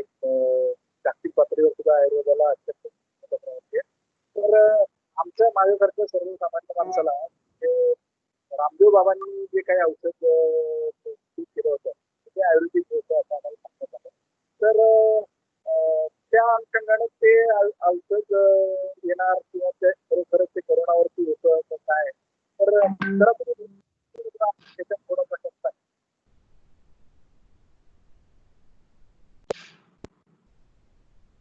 हॅलो, हरीश सर, तुकाराम सरांना म्हणायचं की आवाज गेलेला आहे. कोरोनिल सारखं जे काही औषध म्हणताय किंवा वैद्यक शास्त्रामध्ये असं अद्ययावत काही असं तयार रेमेडी आम्हाला मिळणार आहे का, आणि ती मिळेल तर ती कधी मिळेल आणि ती आश्वासक असणार का? फार चांगला प्रश्न आहे. आणि खर तर या पद्धतीचीच जी काय म्हणूयात आपण की विचारसरणी जी आहे त्याच्यातून पण आपण बाहेर आलं पाहिजे, हेच शिकवण्यासाठी कोरोना आलेला आहे असंही मला वाटतं. कारण मी म्हटलं तसं की आपल्या मावळात झालेल्या व्यक्तीला होणारा सर्दी ताप खोकला, घरी झालेल्या व्यक्तीला होणारा सर्दी ताप खोकला, अन्य ठिकाणी झालेल्या व्यक्तींना, या प्रत्येकाचं कारण वेगळं आहे. त्या कारणानुसार त्याला औषधं दिली गेली तर तो लवकर बरा होतोय.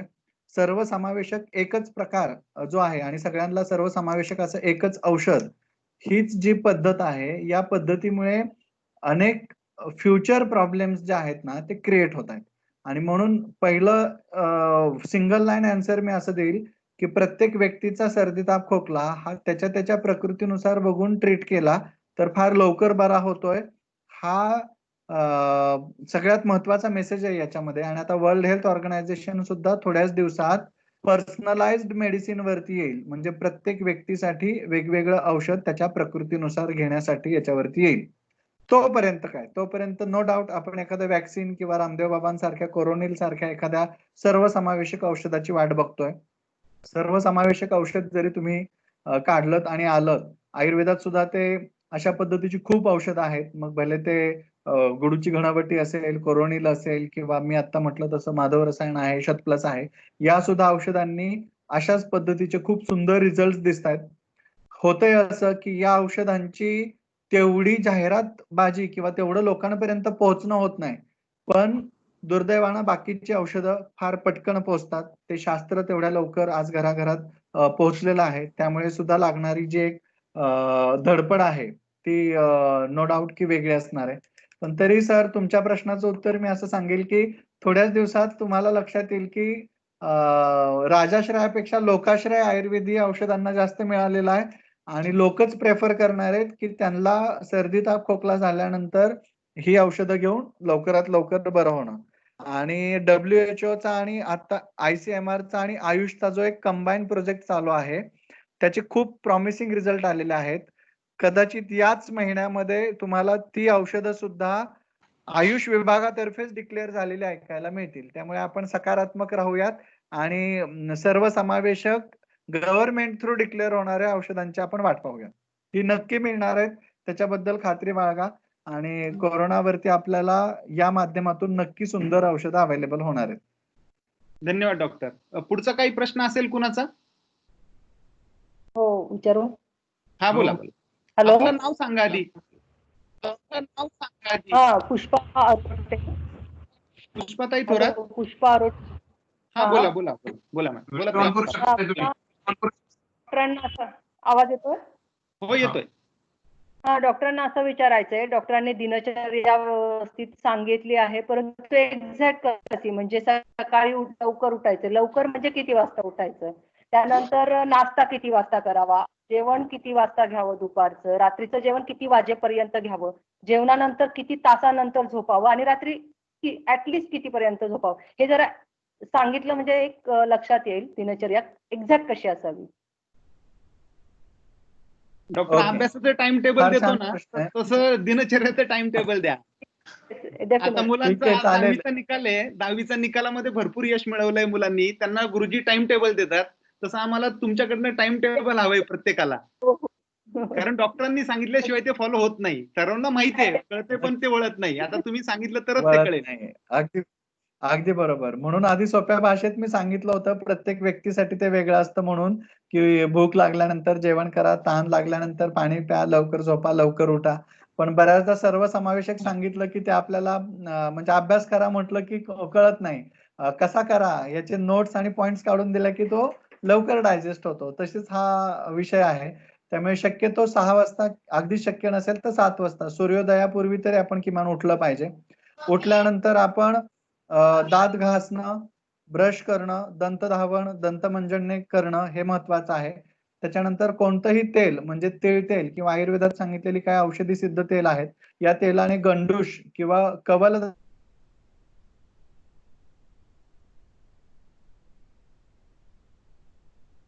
तुम्ही वाफ घेणं हे केलं पाहिजे. त्याच्यानंतर 1 कप कोमट पाणी पिलं पाहिजे. मग साधारण तुम्हाला 9 वाजता वगैरे भूक लागू लागेल. भूक लागल्यानंतर तुम्ही चांगला नाश्ता, शिरा किंवा उपमा किंवा कोणताही सकस 2 फळांचा नाश्ता तुम्ही करू शकता. मग त्याच्यानंतर तुम्हाला साधारण 12:30-1 वाजता भूक लागेल. मी पुन्हा सांगतोय आणि पुन्हा सांगतोय, की भूक लागल्याशिवाय जेवू नका. हा नियम सगळ्यात महत्त्वाचा पाळा. त्याच्यात नाश्त्याच्या ऐवजी जर जेवणच कोणी करणार असेल सकाळी, तर आयुर्वेदानुसार अतिउत्तम. कारण ब्रेकफास्ट ही इंग्रजांची संकल्पना आहे. खरं तर आपण भूक लागल्यानंतर कडकडून जेवणच त्यावेळी केलं. सूर्योदय आणि सूर्यास्ताला जेवण ही आयुर्वेदीय संकल्पना आहे. ती जर आपण फॉलो केली तर आपल्याला अजून सुंदर आरोग्य लाभेल. पण समजा नाश्त्याची सवय असेल, हरकत नाही. मी म्हटलं तसं 9 वाजता नाश्ता करा. 12-1 वाजता तुम्हाला कडकडून भूक लागेल त्यावेळी जेवण करा. पोळी, भाजी, भाकरी, आमटी हे आहारामध्ये राहू द्यात. मसालेदार थोडेफार पदार्थ आहारामध्ये चालतील. पण फ्रीज मधले थंड पदार्थ, आंबवलेले पदार्थ या आहारामध्ये घेऊ नका. त्यानंतर संध्याकाळी पुन्हा तुम्हाला थोडंसं चहा बिस्किट खावंसं वाटेल, आजकाल सगळ्यांनाच वाटतं. पण बिस्किट टाळा, बेकरीचे पदार्थ टाळा. चहाच्या ऐवजी आयुष काढा आता 4-5 वाजता तुम्ही घ्या. अगदीच भूक लागत असेल तर साळीच्या लाह्या किंवा थोडंसं परतलेलं थालीपीठ वगैरे तुम्ही घेऊ शकता. मग संध्याकाळी 8-9 वाजता तुम्ही संध्याकाळचं जेवण करा. या जेवणामध्ये सुद्धा पोळी, भाजी, भात, आमटी अशा पद्धतीचा सकस आहार ठेवा. औषधं जी आहेत म्हणजे च्यवनप्राश वगैरे सकाळी आणि संध्याकाळी जी दिलेली औषधं असतील ती औषधं घ्या. रात्री झोपताना 1 कप भर तुम्ही हळद टाकलेलं उकळून सिद्ध केलेलं दूध घेऊ शकता. झोपण्यापूर्वी किमान 2 तास तुमचं खाणं-पिणं, पाणी पिणं सगळं संपलं पाहिजे. साधारण रात्री 10 वाजता तुम्ही झोपा आणि सकाळी 6ला पुन्हा उठा. म्हणजे 8 तासाची झोप पण तुम्हाला मिळेल आणि ही दिवसभर सांगितलेली दिनचर्या तुम्ही फॉलो करा. मध्ये मिळालेल्या वेळामध्ये दुपारी झोपणं टाळा. सकारात्मक पुस्तकं वाचणं, सकारात्मक बातम्या बघणं, मित्र-मैत्रिणींशी संवाद साधणं, आनंदी राहणं. तुम्ही हॅपी राहिलात तर शरीरामध्ये हॅपी हार्मोन सिक्रिएट होणार आहेत आणि त्याच्यामुळे तुमची इम्युनिटी जी आहे ती वाढणार आहे. डॉक्टर येस, एक मला ऍड वाटतं करतो मॅडम याच्यात. थोडक्यात मी तुम्ही तुम्हाला जे दिनचर्या आणि रात्रीचर्या पूर्ण सांगितलेली आहे. ती तुम्ही झोपेचं फॉलो केली तर काहीच अडचण येणार नाही. झोपेचं जे सांगितलं डॉक्टर तुम्ही तर एक हा. मी बॅकलॉग असा पूर्ण करता येऊ शकतो का? कारण सर्व बऱ्याच लोकांच्या मनात आहे की तुम्ही जे काही झोपेचे 8 तास सांगितले तर समजा 10 वाजता न हो. झोपता 2 वाजता झोपून 8 वाजता 9 वाजता उठलं तर चालेल का? म्हणजे तो 8 तास झोपेचा बॅकलॉग भरता येतो का? नाही. नाही, नाही. तसं नसतं. मी म्हणून आधी साधा सोपा नियम सांगितला होता. प्राणी बना. आता निसर्गाने सुद्धा आपल्याला पुन्हा प्राणी बनायला लावलेलं आहे. सगळे प्राणी निसर्गातले सूर्योदयाला उठतात आणि सूर्यास्ताला आपापल्या घरट्यामध्ये जाऊन ते लवकर झोपतात. आपण प्राणी बनत नाही आहोत म्हणून तर व्याधींना आमंत्रण देतोय आणि निसर्गाने पुन्हा एकदा आपल्याला प्राणी बनायला लावलेलं आहे. ठीक आहे, पुढचा प्रश्न घेऊया. अगदीच. हो, हो. या. हो, हो. हॅलो, बोला. नमस्कार सर. मी स्वप्नील पवार. हो, बोल. सर आता आम्ही आता गावी आहोत तर आमची लाईट वगैरे संध्याकाळी असते. म्हणजे कसं रात्रपाळी आणि दिवसपाळी अशी लाईट चालते. मग शेतात दारं धरण्यासाठी आम्ही जातो म्हणजे पाणी भरण्यासाठी शेतात. तर मग थोडंसं झोपेचं थोडंसं मॅनेजमेंट होत नाही व्यवस्थित. म्हणजे कसं दिवसभर लाईट असेल तर दिवसभर काम होतं आणि जर समजा संध्याकाळी लाईट असेल तर संध्याकाळी काम करतो. तर त्यावेळेस मग झोपेचं नियोजन वगैरे व्यवस्थित होत नाही. मग थकवा वगैरे येतो. अशा वेळेस काय करायला पाहिजे? अशा वेळी आपण दुसऱ्या दिवशी जेवणापूर्वी झोपलं पाहिजे. जेवणापूर्वी झोपलं तर आपल्या शरीरातला कफ वाढत नाही आणि रात्री 8 तास जागरण झालं असेल तर दुसऱ्या दिवशी जेवणापूर्वी 4 तास आपण झोपलं पाहिजे. हा जर नियम आयुर्वेदात सांगितलेला पाळलात तर तुमचं शरीर बॅलन्स राहू शकतं आणि कुठलाही आजार तुम्हाला होणार नाही. ती रात्रीची झोप तुम्ही दुसऱ्या दिवशी जेवणापूर्वी निम्मी झोप घेऊन सुद्धा पूर्ण करू शकता. धन्यवाद डॉक्टर. पुढचा प्रश्न. दिनकर सर. हा, हरीश नमस्कार. नमस्ते. सुनीलने जो प्रश्न विचारला, रात्री 2ला झोपला आणि सकाळी 10 पर्यंत 10 पर्यंत झोपून राहिलं चालेल का? हा काय कोणाचा प्रश्न आहे? हा त्याचा वैयक्तिक प्रश्न आहे. हो. तर तो रात्री 2-2, 2:30 पर्यंत जागतो. नाही, पण मी लवकर उठतो 7 वाजताच. माझी झोप कमी आहे परंतु मी नाही, उठतो बरोबर आहे. लवकर. पण तेच तुला फक्त माहिती पाहिजे की 10 पर्यंत झोपलं चालू शकेल का? म्हणजे मग तू झोपशील. मला कोणीच झोपू देत नाही 10 पर्यंत. बरं, प्रश्न हरीश, एक तर पहिल्यांदा खूप तुझं हा. छान व्याख्यान झालेलं आहे.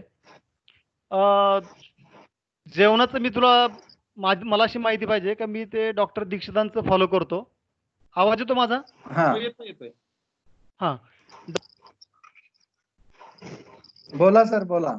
विचारा आता विचारा. आपण या सगळ्याच मुलाखतीमध्ये एकूण लॉकडाऊन, मास्क किंवा काय म्हणूयात सोशल डिस्टन्सिंग वगैरे या कुठल्याच प्रश्नांकडे आपण गेलेलो नाही आहोत, कारण याचं सगळेच जण माहिती सांगतायत. पण तुमचा त्याही रिलेटेड काय प्रश्न असेल तरी तुम्ही विचारू शकता.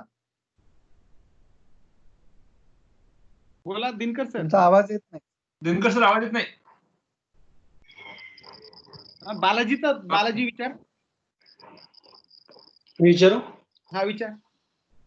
हा सर, माझा मास्क साठीच प्रश्न होता की आजकाल आपण टीव्हीवरती N95, पण ग्रामीण भागातली जी सर्वसामान्य जनता आहे तर त्यांना N95चा मास्क वापरणं शक्य होत नाहीये.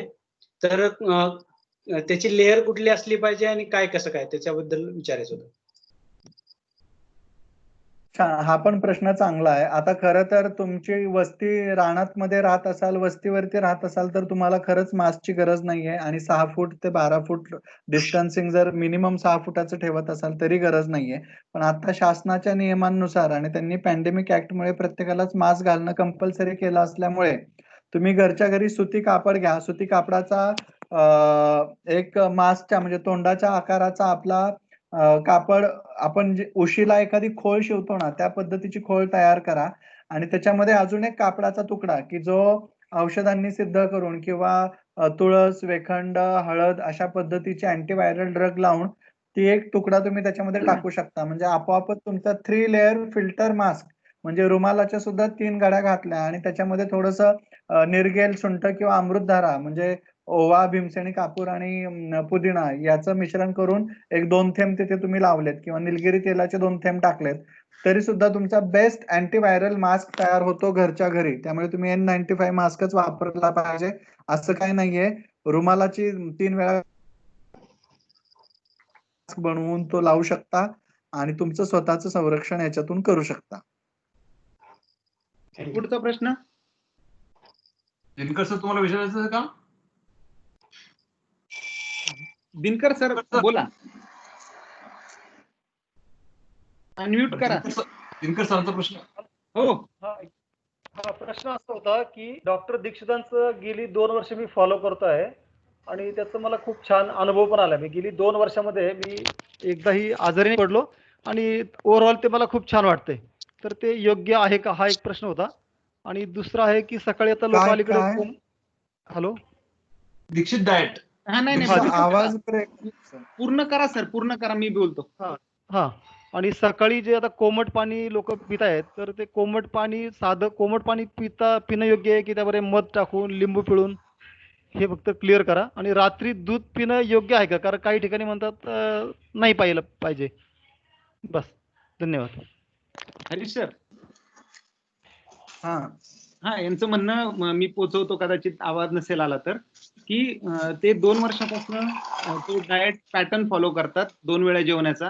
अगदी दीक्षित पॅटर्न म्हणून तो आता बऱ्यापैकी लोकांच्या समोर आहे. तर त्यांना 2 वर्षापासून त्यांना वाटतंय की त्यांना बरं वाटतंय, तर ते जे फॉलो करतात ते बरोबर आहे का? रात्री दूध पिणं योग्य आहे का? आणि सकाळी जर तो गरम पाणी, त्याच्यात लिंबू, त्याच्यात मध हे टाकणं, हे सर्व जे फॉलो करतात त्यांना त्याचा रिझल्ट 2 वर्ष खरं तर चांगलाच येतोय. तर हे चांगलं उदाहरण आहे आपल्या समोर. तर त्याला तुम्ही दुजोरा द्याल का? हो. रॅपिड प्रश्न कळालेले आहेत. रॅपिड फायर मध्ये तिन्ही प्रश्नांची उत्तर देतो. सगळ्यात पहिल्यांदा अभिनंदन, दीक्षित डाएट तुम्ही फॉलो करतायत. चांगलं डाएट आहे, तुम्ही ते फॉलो करू शकता. कारण त्याच्यात सगळ्यात महत्वाचा नियम आहे की वेळा तुमच्या फिक्स पाहिजेत आणि दुसरं म्हणजे तुम्हाला कडकडून त्यावेळी भूक लागायला लागतेच वेळा फिक्स राहिल्या की. आणि इतर वेळी तुम्ही आसार बसार खाणं बंद केलं की आपोआपच सगळे आजार बरे होतात. त्यामुळे तो पॅटर्न तुम्ही फॉलो करू शकता, कंटिन्यू करू शकता. दुसरा प्रश्न जो आहे, रात्री दूध प्यावं का? तर त्यामुळे घेतलं तर एक कोमटभर कपभर दूध सिद्ध केलेलं, आपण दुधात वगैरे सिद्ध केलेलं घ्यावं. त्याने त्रास होत नाही. त्याने पण काही जणांचा कफ वाढू शकतो. त्यांनी ते दूध रात्रीच्या ऐवजी मग सकाळी प्यावं. आता तिसरा प्रश्न जो आहे की लिंबू पाणी, मध अशा पद्धतीनं सकाळी घ्यावं का? तर असं घेऊ नये. कोमट पाणी सुद्धा, एखादी चूल आहे समजा आणि त्या चुलीवरती तुम्ही थंड पाणी ओतलं काय आणि गरम पाणी ओतलं काय, ती चूल विझणारच आहे. तसं सूर्योदय झाला की आपल्या पोटातला जठराग्नी हा उदयाला सुरुवात होते आणि त्या जठराग्नीवरती तुम्ही थंड पाणी ओतलं काय आणि गरम पाणी ओतलं काय, तो अग्नी विझण्याची शक्यता जास्त असते. त्यातल्या त्यात गरम पाण्याने तो थोडा कमी विझतो, कारण त्याच्यातल्या उष्ण गुणधर्मामुळे अग्नी प्रज्वलित होणं, अग्निदीपन होणं हे कार्य तिथं होत असतं. पण त्याच्यात तुम्ही ऍडिशनली मध किंवा लिंबू असे घटक द्रव्य टाकली तर मध गरम करू नये, तो विषवत होतो असं आयुर्वेदाचं म्हणणं आहे. त्याच्यामुळे लेखन कर्म घडायला लागतं आणि तुमचं वजन कमी व्हायला लागतं. त्यामुळे बरेच लोक वजन कमी करण्यासाठी गरम पाणी, लिंबू, मध वापरतात. तर त्यांच्यासाठी एवढंच सांगेल की त्यांचं वजन कमी होऊ शकतं, पण त्याच्याबरोबर त्यांचे केस पण कमी होतील, केस गळायला लागतील, बाकी हाडं ठिसूळ व्हायला लागतील, याही गोष्टी होतात. त्यामुळे त्या वजन कमी करण्याचे उपचार म्हणून त्याच्याकडे बघू नये आणि त्या पद्धतीने विकृत पद्धतीने वजन कमी करू नये. प्राकृत पद्धतीने वजन कमी करायला हरकत नाहीये. त्यामुळे लिंबू पाणी, गरम केलेलं मध पाणी हे सर्वांसाठी योग्य नाहीये. ते आपल्या प्रकृतीनुसार ठरवून घ्यावं आपण. पुढचा प्रश्न. आता आपण रॅपिड फायर करूयात, पटापट प्रश्न घेऊयात. मी विचारू का? हो नक्की. नाव सांगा. तुषार रंजनकर सर बोलतोय. विचारा. डॉक्टर, तुम्ही अतिशय छान आयुर्वेदाची माहिती दिली आणि आपला प्राचीन आयुर्वेद आहे त्यात एवढी ताकद आहे तुमच्या लेक्चर मधून आता अतिशय छान पद्धतीने समजलं. मला प्रश्न असा विचारायचा आहे की तुमचे केशायुर्वेदाचे क्लिनिक जवळजवळ रशिया अनेक ठिकाणी, परदेशात अनेक ठिकाणी आहे, तुम्ही जात असता. तर मला प्रश्न असा आहे की जे आपल्याकडे आयुर्वेदाचं तुम्ही जी ताकद सांगितली, परदेशामध्ये तिथे या आयुर्वेदाकडे कसं बघितलं जातं आणि ही तिथे काही वेगळा रिसर्च आयुर्वेदाकडच्या बाबतीत चालू आहे का तो फक्त भारतातच चालू आहे आयुर्वेदामधला रिसर्च? खूप छान प्रश्न आहे सर तुमचा. सगळ्यात आयुर्वेदाचा रिसर्च आयुर्वेदापेक्षा पाश्चिमात्य देशांमध्येच आता जास्त चालू आहे. नेदरलँड, जर्मनी, ऑस्ट्रेलिया, रशिया या देशांमध्ये सध्या सगळ्यात जास्त आयुर्वेदाचा रिसर्च चालू आहे. तुम्ही कोविड वरती बोलायचं ठरवलं तर चायनामध्ये सुद्धा चायनीज ट्रॅडिशनल मेडिसिन हा जो त्यांचा प्रकार आहे, या चायनीज ट्रॅडिशनल मेडिसिननेच त्यांनी कोविड-19 वरती सुद्धा विजय प्राप्त केलेला आहे आणि त्यांच्या ट्रॅडिशनल थेरपीच्या सहाय्याने त्यांनी कोरोना बरा केलेला आहे. आता अख्खं जगाचं लक्ष आयुर्वेदावरती आहे. सगळीकडे आयुर्वेदात रिसर्च चालू आहेत. कारण मी म्हटलं तसं आयुष्य जगण्याचं सुंदर शास्त्र आयुर्वेद आहे, की इथं आपल्याला इतर प्राणी मात्रांसारखंच बघून सृष्टीमध्ये प्राण्यांबरोबर आता आपले पंतप्रधान पण म्हणतात, आपले मुख्यमंत्री पण म्हणतात की कोविड बरोबर जगायला शिका. कोविड बरोबर जगायला शिका म्हणजे काय?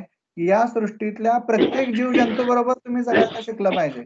We are living in the world of micro organisms. आपण या मायक्रो ऑर्गॅनिझमच्या जगात राहतोय. आपण अल्पसंख्याक आहोत यांच्या पुढे. त्यामुळे आपल्याला कुत्रा, मांजर याबरोबरच कोविड सारखे अन्य जीवजंतू या सगळ्यांबरोबर जगायचंय. हा एक एकोपा साध्य करायचा आहे. निसर्गाचे नियम त्यासाठी आपण फॉलो करायचे आणि हे सगळे नियम आयुर्वेद शास्त्रात दडलेले आहेत. त्यामुळे आयुर्वेदावरती सगळ्यात जास्त रिसर्च आता होत आहेत. दुर्दैवाने आयुर्वेद संस्कृत मध्ये लिहिल्यामुळे आणि आता संस्कृत खूप जणांना कळत नसल्यामुळे त्याच्यात तेवढ्या पद्धतीचे रिसर्च होत नाहीयेत. हे जरी तेवढंच सत्य असलं तरी सुद्धा इथून पुढे आता लोक जास्त कॉन्शियस झाल्यामुळे याच्यातले खूप रिसर्च आता जगासमोर यायला सुरुवात झालेली आहे सर. Thank you sir. एकच मिनिट, मला अजून असं करायचं होतं. तुम्ही डॉक्टर असं म्हणालात की तहान लागल्यावरच पाणी प्यायचं, बरोबर आहे. पण नॉर्मली माझ्या बाबतीमध्ये मी सकाळी वगैरे पाणी पितो आणि जर मी तहान नाही लागली आणि पाणी नाही पिलं तर नॉर्मली मग जेवताना पाणी जास्त जातं आणि असं म्हणतात की जेवताना पाणी जास्त पिऊ नये अगोदर किंवा नंतर. आणि जर मग मी अगोदर पाणी पिलं व्यवस्थित तर पाणी पिण्याचं जरा थोडंसं तंत्र मला मॅनेज होत नाही तुमच्या म्हणण्याप्रमाणे. बाकी की कारण मग मी नाही पाणी पिलं तहान तर मग जेवतानाच पाणी खूप जातं आणि ते जाऊ नये ना तेवढं पाणी जेवताना असं म्हणतात. तर मग आणि 2.5-2.5 लिटर पाणी गेलं पाहिजे पोटात साधारण, असं एक हे आहे ना. नुसतं पाणी कसं प्यावं याच्या माझ्या 1-1 तासाच्या दिल्ली गव्हर्नमेंटला जवळपास 16 मुलाखती सिलेक्टेड आहेत सर. आणि लोकसत्तामध्ये सुद्धा स्पेशल 4 आर्टिकल फक्त पाणी कसं प्यावं या एकाच विषयावरचे आहेत. मी आपल्या ग्रुपमध्येही ते टाकील, तेही सोयीने वाचाल असं मी म्हणेल. आणि आता तुमच्या प्रश्नाचं फक्त सिंगल 1 लाईन आन्सर देईल की आपल्या लघवीचा रंग पाण्यासारखा व्हावा एवढंच पाणी आपण पिलं पाहिजे. मग त्याचं प्रमाण तुम्ही मॅनेज करा. आणि एखादी गृहिणी कसं बासमती तांदूळ असेल, साधा तांदूळ असेल, मोठा तांदूळ असेल तर त्या तांदळानुसार पाण्याचा अंदाज घेऊन भात शिजायला ठेवते. म्हणजे तो भात चांगल्या पद्धतीचा तयार होतो आणि तो त्या गृहिणीला किती भात ती टाकते शिजायला त्यानुसार ठरवावा लागतो. तसंच आयुर्वेद म्हणतं की पाण्याचं प्रमाण हे व्यक्तिसापेक्ष आहे. मी पितोय तेवढंच पाणी तुम्ही पिलं पाहिजे आणि मी पितोय तसंच तुम्ही पिलं पाहिजे असा बिलकुल नियम नाहीये. तुमच्या शरीराची गरज, तुमच्या लघवीचा रंग, तुम्हाला येणारा घाम, तुमचं व्यवसायाचं स्वरूप, बैठा व्यवसाय असेल तर कमी पाणी लागतं, एसी मध्ये बसत असू तर कमी पाणी लागतं. असं या सगळ्यांचा विचार करून, म्हणून साधं सोपं आन्सर सांगितलं. भात शिजवताना गृहिणी जसा पाण्याचा अंदाज घेते तसा अंदाज तुम्हाला तुमच्या शरीरात तुम्ही पाणी किती प्यायचा याचा अंदाज घ्यायचा आहे तुमच्या पचनशक्तीवरती. आणि त्याचं सगळ्यात परीक्षणाची सोपी पद्धत म्हणजे लघवीचा रंग हा पाण्यासारखा तुमचा आला पाहिजे, एवढं पाणी तुमच्या शरीरात तुम्ही घेतलं पाहिजे सर. धन्यवाद धन्यवाद. सुंदर अनालिसिस. चेक करतीलच नक्की. पुढचा प्रश्न. सर मला एक प्रश्न विचारायचा आहे. हा बोला. मी विचारू का? बोला बोला. हा माझे 22% कोरोना पॉझिटिव्ह निघाले. 4 दिवस आमच्या सोबत होते. आणि आता माझं नाव प्रीतम कुंडल आहे. मी उस्मानाबाद मधून बोलतेय. माझे पती 23 जुलैला पॉझिटिव्ह निघाले आणि आम्ही त्यांच्या संपर्कात 3-4 दिवस राहिलो होतो. सध्या आम्ही होम क्वारंटाईन आहोत. तर त्यांना खोकला खूप होता आणि त्याच्यावर त्यांना औषधं वगैरे चालू आहेत, ते आता स्टेबल आहेत. पण आता मला काल परवापासून थोडस घशामध्ये खवखव होणे आणि थोडीशी उबळ येते खोकल्याची, पण फार कमी प्रमाणात. तर मग मी घरच्या घरी कुठलं औषध करावं? आणि माझ्यासोबत माझे 2 लहान मुलं पण आहेत. काही प्रश्नच समजला नाही, पण तरी सुद्धा प्रश्न पर्सनलाइज्ड आहे असं. पेशंट कोरोना पॉझिटिव्ह पेशंटच्या संपर्कात आहेत आणि त्या म्हणतायत की त्यांनी आता काय प्रिकॉशन घेतली पाहिजे, घरच्या घरी त्यांना काय असं काळजी घेतली पाहिजे. 2 लहान मुलं आहेत त्यांच्याकडे. हो तेच आवाजही आला नाही आणि प्रश्न थोडासा तो पर्सनलाइज्ड आहे असं मला वाटतंय. तर तुम्ही पर्सनल मला व्हॉट्सअप करा किंवा माझ्या फोनवरती सुनील सरांकडून फोन नंबर घेऊन फोन करा, म्हणजे मला तुम्हाला डिटेल त्याची सगळी माहिती आणि घरगुती तुम्ही आता काय काळजी घेतली पाहिजे हे तुम्हाला सगळं व्यवस्थित पाठवता येईल. ठीक आहे प्रीतम मॅडम, आपण पुढचा प्रश्न आपण डॉक्टरांपर्यंत फोनवरती बोलू. पुढचा प्रश्न. सर मला विचारायचं. हा बोला पाटील सर. सध्या मार्केटमध्ये वेगवेगळ्या गोळ्या चालू आहेत. तुम्ही व्हिडिओ चालू करा. हा बोला बोला. जसं अर्सेनिक अल्बम, इन्फ्लुएन्झा, तर ह्या गोळ्या कितपत योग्य आहे?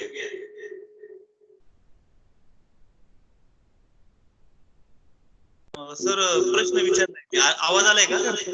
विचारतो. हरीश सर, त्यांचं म्हणणं आहे की आर्सेनिक अल्बम असेल किंवा बाकीचे जे काय पॅथिनची जी औषधं आहेत तर ते घ्यावीत का?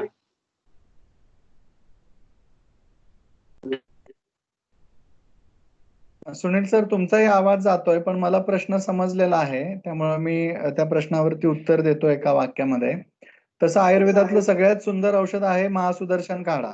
हा जरी आपण सगळ्यांनी 2-2 चमचे 2 वेळा चालू ठेवलात तरी सुद्धा तुम्हाला शरीरातलं आम पाचन होणार आहे आणि अशा पद्धतीचे जे इन्फेक्शियस डिसीजेस आहेत ते तुम्हाला होणार नाहीये. पुन्हा एकदा मी सांगेल की 85 ते 90% लोक ही सामान्य उपचाराने किंवा ॲलोपॅथीनुसार सुद्धा ते सुद्धा सांगतायत ना की ते असिम्प्टोमॅटिक आहेत, माइल्ड सिम्प्टोमॅटिक आहेत आणि ते असेही बरे होत आहेत. विषय आहे पुढच्या 5% लोकांचा की जे सिरियस होत आहेत, सिव्हिअर होत आहेत, ज्यांच्यामध्ये ऑलरेडी बाकीचेही आजार आहेत आणि त्यांच्यामध्ये कोमॉर्बिडिटी पटकन येते. तिथे उलट सगळ्यात जास्त आणि चांगला रोल आयुर्वेदाचा आहे. तर समाज प्रबोधन झालं पाहिजे. तुम्ही सगळ्यांनी हे लक्षात ठेवलं पाहिजे आणि त्या ठिकाणी सुद्धा तुम्ही आयुर्वेद वापरायला सुरुवात केली पाहिजे. अगोदर सुद्धा वापरला पाहिजे, आजार होऊ नये म्हणून, आणि आजार झाल्यानंतर पण वापरला पाहिजे. आयसीयू मध्ये ऍडमिट झाल्यावर पण वापरलं पाहिजे आणि बरं होऊन बाहेर आल्यानंतर पण परत असं होऊ नये म्हणून वापरलं पाहिजे. आणि हाच अवेअरनेस सगळ्यात जास्त क्रिएट झाला पाहिजे. अर्सेनिक अल्बम सारखंच मी तुम्हाला म्हटलं तसं महासुदर्शन काढा आहे, आयुष काढा टॅबलेट आहे, संशमणी वटी आहे की जी फार उत्तम पद्धतीने याच्यावरती काम करते आणि ती वापरायला तुम्ही सुरुवात केलं पाहिजे. प्लस आमचं स्वतःचं शतप्लस आहे, माधव रसायन आहे, हे सुद्धा तुम्ही वापरू शकता. धन्यवाद डॉक्टर. गणेश, पुढचा प्रश्न आहे. हा बोला. चंद्रकांत कुलकर्णी. हा सर, व्हिडिओ चालू करा तुमचा. हा बोला. बोला सर. अरे मला असं विचारायचंय डॉक्टरांना. हो आवाज येतोय? येतोय. हा, मला असं विचारायचंय डॉक्टरांना की आयुर्वेद, ॲलोपॅथी आणि असा एक बऱ्याच लोकांचा गोंधळ आहे पहिल्यांदा. दुसऱ्यांदा आता या कोविडच्या निमित्तानं आपण ही चर्चा करतो आहोत, पण लोकांच्या मनामध्ये भीती पण एक आहे की नेमकं काय अजून कोणाला कळत नाही याच्यामधलं. तर या सगळ्या पार्श्वभूमीवरती चर्चा करत असताना आपण काळजी काय घ्यायची या दृष्टिकोनातून सगळ्यांना मार्गदर्शन करतो आहोत. कोणी अगोदर आता या सगळ्या गोळ्यांचं वगैरे प्रतिकारशक्ती वाढली पाहिजे वगैरे. मला असं डॉक्टरांना विचारायचं आहे की एक समिती परिवार म्हणून आपली जीवनशैली, आहार दोन्ही प्रकारचा, म्हणजे तो व्हेज असेल नॉनव्हेज असेल, काय स्वरूपाचा असता, जी आपली समितीची जीवनशैली होती, पहाटे उठून योगासन करून झोपेपर्यंत होती, त्या पद्धतीने बाहेर पडल्यानंतर सगळ्यांनी करणं शक्य होत नाही. पण आहारामध्ये या गोष्टी आवश्यक असाव्यात. दिवसभरातून या व्यायामाच्या किमान गोष्टी झाल्या पाहिजे. अशा स्वरूपाचं जर काही सगळ्यांना सांगता आलं तर मला वाटतं ते जास्त चांगलं होईल सगळ्यांसाठी. नक्की सर, फार चांगला प्रश्न आहे तुमचा. आणि आतापर्यंत आपण खरं तर त्याच विषयावरती बोललो, म्हणून मी सुरुवात करताना पण सांगितलं की होमिओपॅथी असेल, आयुर्वेद असेल, ॲलोपॅथी असेल, हे प्रत्येक जण आपापल्या नजरेतून त्या कोविड-19च्या इन्फेक्शनला बघणार आहेत. पण सगळ्यात महत्वाचं काय आहे तर इम्युनिटी कशावरती डिपेंड आहे? तुमच्या आहार आणि विहारावरती. आणि तो आहार आणि विहार हा जर व्यवस्थित असेल तर तुम्हाला कोणत्याच औषधाची गरज नाहीये ना आर्सेनिक अल्बमची गरज आहे, ना आयुर्वेदातल्या एखाद्या काढ्याची गरज आहे, ना तुम्हाला ॲलोपॅथीतल्या व्हिटॅमिन सी ची गरज आहे. का मी एवढ्या ठामपणे हे म्हणतोय? कारण आहार आणि विहारावरती तुमची इम्युनिटी अवलंबून आहे आणि ती 2 दिवसात येणार नाहीये. ते आतापर्यंत आपण ज्या पद्धतीचा आपला दिनचर्या, ऋतुचर्या मेंटेन ठेवलेली आहे त्याच्यावरती ती डिपेंड आहे. त्यामुळे वैचारिक गोंधळ व्हायची काहीच कारण नाहीये. कृपा करून कोणीच वैचारिक गोंधळ आता करून घेऊ नये. साध्या गोष्टी आहेत. मी म्हटलं तसं प्राणी बना, एवढा सोपा सिंपल मेसेज दिलेला आहे. आता प्रत्येकाने जसं प्राणी करतोय तसं मनुष्य प्राणी हा प्राणी आहे समजून तहान लागल्यानंतर पाणी प्यायला सुरुवात केली, भूक लागल्यानंतर जेवायला सुरुवात केली, झोप लागल्यानंतर झोपायला सुरुवात केली, सूर्योदय आणि सूर्यास्ताचा नियम पाळायला सुरुवात केली. संडासला जाऊ की नको जावं असं वाटेल तर जाणंच चांगलं, खाऊ की नको खावं असं वाटत असेल तर न खाणं चांगलं. हे जर साधे सोपे नियम पाळायला सुरुवात केली तर याच्यात वैचारिक गोंधळ होण्याचा प्रश्नच नाहीये. लोक गोंधळ कुठे करतायत की औषधांमध्ये. औषध हा पुढचा टप्पा आहे. आहार आणि विहार हा पहिला टप्पा आहे आणि त्याच्यावरती आयुर्वेद, होमिओपॅथी, ॲलोपॅथी, नॅचरोपॅथी या सगळ्यांचं एकमत झालेलं आहे आणि ते एकमत कायमस्वरूपी असणार आहे. तिथे दुमत होऊच शकत नाही, कारण ते आपल्या शरीराच्या योग्य रोगप्रतिकारक शक्तीच्या वर्धनासाठी, इम्युनिटी वाढीसाठी गरजेची असणारी दिनचर्या आणि ऋतुचर्या आहे. त्यामुळे मला असं वाटतं की आतापर्यंत व्याख्यानात सुद्धा आपण जी सांगितली किंवा इतर वेळी सुद्धा तुम्ही सगळ्यांनी जे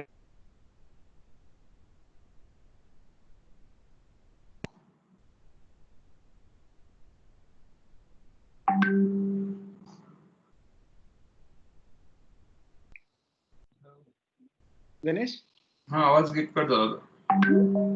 येईल परत.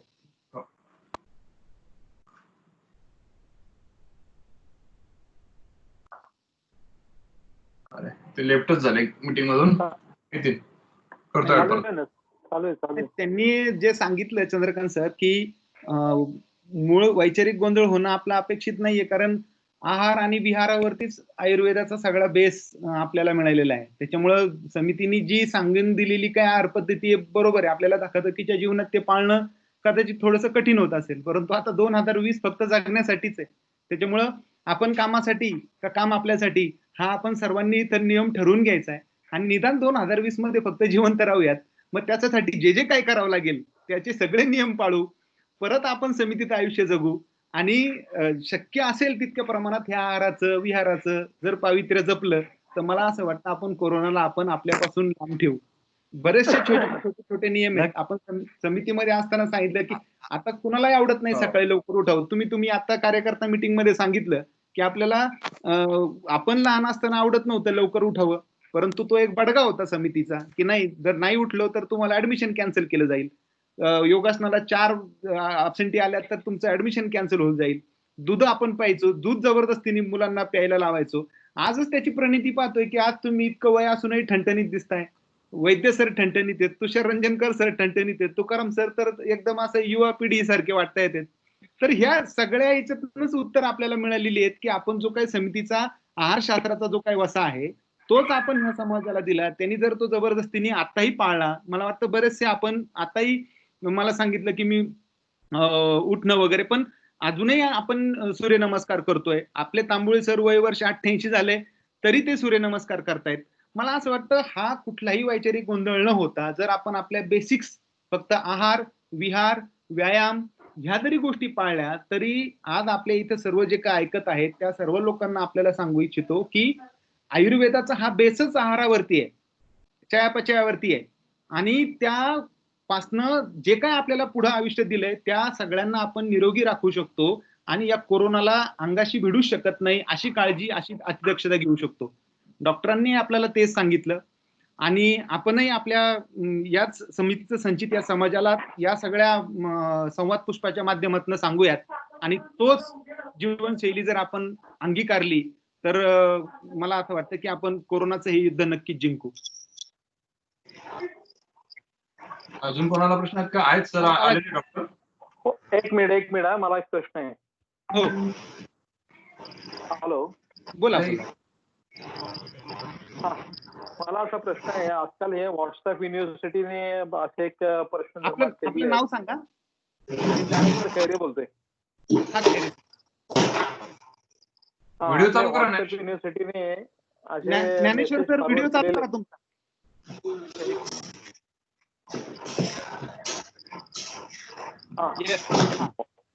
आपल्या व्हॉट्सअप युनिव्हर्सिटीने असे प्रश्न निर्माण असे हे केलेले आहेत, मेसेज फॉरवर्ड केलेले आहेत. हे कोरोना एक षडयंत्र आहे, त्याने काही होत नाही, टेस्टिंग करू नका, काही करू नका. गव्हर्नमेंटला काहीतरी त्या हॉस्पिटलला 1.5 लाख रुपये मिळतात, भानगडी मिळतात, ह्या सगळ्या. हे कितपत खरं आहे? फार चांगला प्रश्न आहे गणेश. आलेत का डॉक्टर? आलेले आहेत.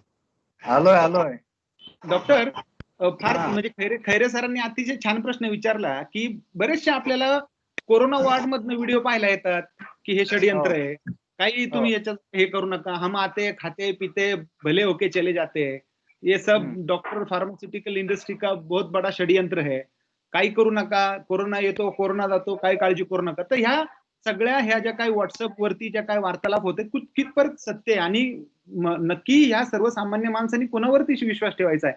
ह्या सगळ्या विघातक किंवा ह्या संसर्ग करणाऱ्या विषाणूवरती का हे सांगणाऱ्या ह्या लोकांवरती?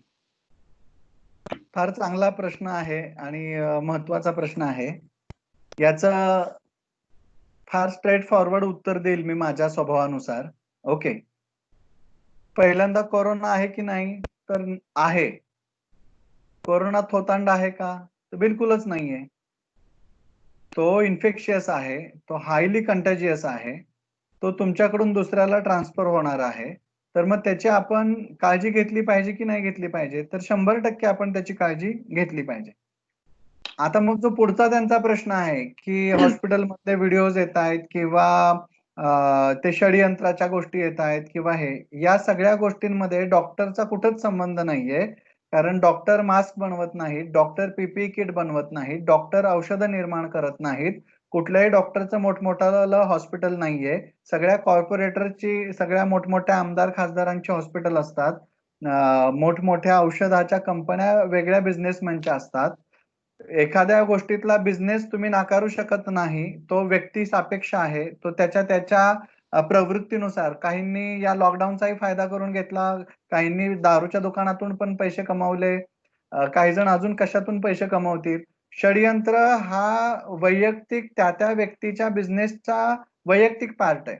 आपण विषय घेऊयात की डॉक्टर आणि पेशंट या नात्याचा. तर या कुठल्याही याच्यात षडयंत्र असतील नसतील नंतर पुढे येतील, पण डॉक्टरांच्यासाठी हे नक्कीच षडयंत्र नाहीये. प्रत्येक डॉक्टर स्वतःचा जीव धोक्यात घालून या पेशंटला बरा करतोय. आज याच्यामध्ये आमचे 150 पेक्षा जास्त जवळचे डॉक्टर मृत पावलेले आहेत. त्यामुळे याला थोतांड म्हणून आपण बघू नये, सिरियसली बघावं. आणि जग काय करतंय याचं काहीच घेणं देणं नाहीये. म्हणजे आपण वैयक्तिक लेवलला समजा असं मानूयात एका मिनिटासाठी की हे षडयंत्र आहे. आपण वैयक्तिक लेवलला काय करू शकणार आहे? काहीच करू शकणार नाही आहोत.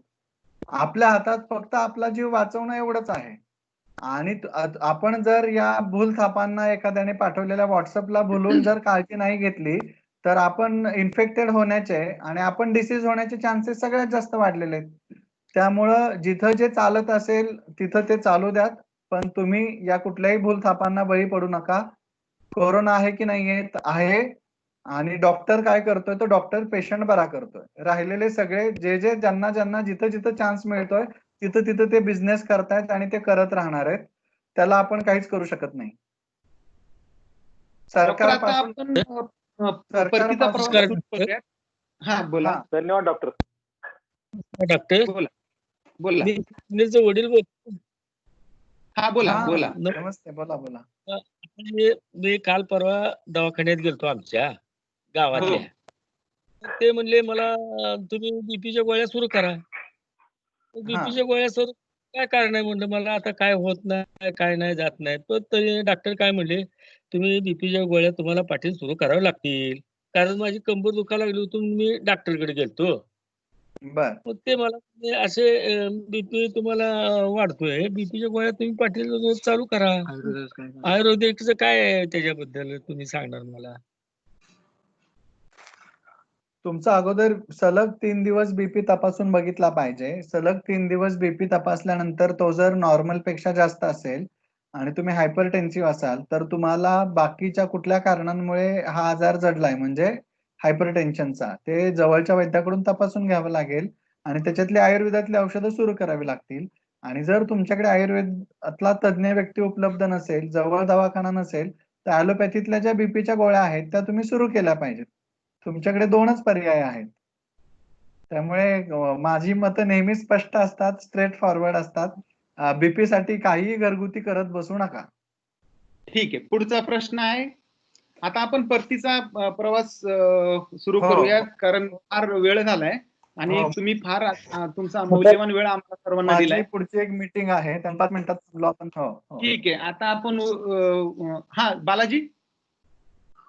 हा, माझा एक शेवटचा छोटासा प्रश्न होता की मनुष्य हा समाजशील प्राणी आहे, तर आपण प्रत्येक मनुष्याला हा COVID-19 पॉझिटिव्ह आहे असं समजणं योग्य आहे का समाजामध्ये वावरते वेळेस?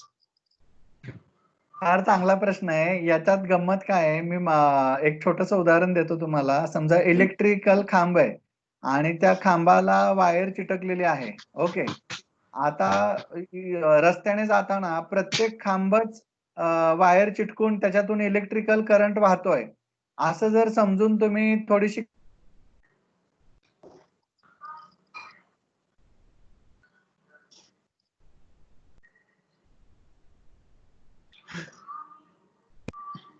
गेला वाटतं आवाज. येईल परत. नेटवर्कचा प्रॉब्लेम, त्यांच्याकडे नेटवर्कचा प्रॉब्लेम वाटतो. तिथं मोबाईलवरून नेट कनेक्ट केलेलं आहे. हो का? त्यांना कॉल आला असेल तर मग डिस्कनेक्ट होतात. बरं बरं बरं. मग आता आपण बालाजी, तुझा जो प्रश्न विचारलाय ना की प्रत्येकाला कोरोना आहे असं समजून चालायचं का, तर असं चालूयात ना आपण, त्याच्यामुळे निदान तू तरी काळजी घेशील. आणि त्याच्यातनं काय आहे की असं समजूनच चाला, कारण 85% लोकांना कोरोना आहे की नाही हे कळतच नाही. त्याच्यामुळे समोरचा हा कोरोना आहे, प्रत्येक आता हवेत इकडे तिकडे जळस्थळी काष्टी सगळीकडे कोरोना आहे असं धरून चालूयात, जेणेकरून मास्क तरी घातलं जाईल लोकांना. नाही, काय होते माहितीये का, आज मी जवळजवळ आज 3घांचे ऍडमिशन करून आलोय हॉस्पिटलमध्ये, पण एका फॅमिलीमध्ये 5 लोक आहेत आणि त्यातले 2 पॉझिटिव्ह आहेत आणि 3 निगेटिव्ह आहेत. हे असं होते. तर म्हणून आपण समाजामध्ये वावरते वेळेस प्रत्येक व्यक्ती हा COVID-19 पॉझिटिव्ह आहे समजणे योग्य आहे का? नाही नाही, समजणं किंवा नाही समजणं, कारण आता आपल्याकडे तर प्रत्येक वेळेस RT-PCR टेस्ट यायला 24 तास लागतात.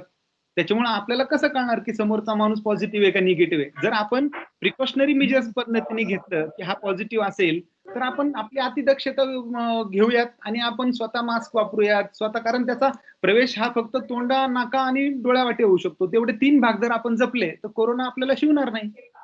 बरोबर बरोबर, 100% बरोबर. हो, हे प्रमुख सूत्र आहे. कारण घरात एखादा व्यक्ती असेल आणि जे वयस्कर लोक आहेत त्यांना आपल्याला जपायचंय. आता तुझ्यासारखं धडधाकट माणूस आहे, तू काही 3 नाही 5 जणांना ऍडमिशन घेतलं तरी तुला काय होणार नाही, कारण तू सक्षम आहेस काळजी घ्यायला. ज्यांची इम्युनिटी वीक आहे मला असं वाटतं की मला असं वाटतं की सोशल डिस्टन्सिंग हे खूप महत्वाचं आहे याच्यामध्ये. माझा आवाज ऐकू येतोय? माझा आवाज ऐकू येतोय अगदी. मला असं वाटतं की सोशल डिस्टन्सिंग म्हणजे ह्याला जो प्रश्न पडला होता की बालाजीला की सगळेच करोना धरून चालू ना, वस कम वस काय सगळेच करोना पॉझिटिव्ह. तुमचा व्हिडिओ चालू करा, व्हिडिओचं बटन दाबा. हो, आता येतंय व्हिडिओ. हा, येस येस. हो, आता मला असं म्हणायचं की धरून चालू की सगळे कोरोना पॉझिटिव्ह आहेत.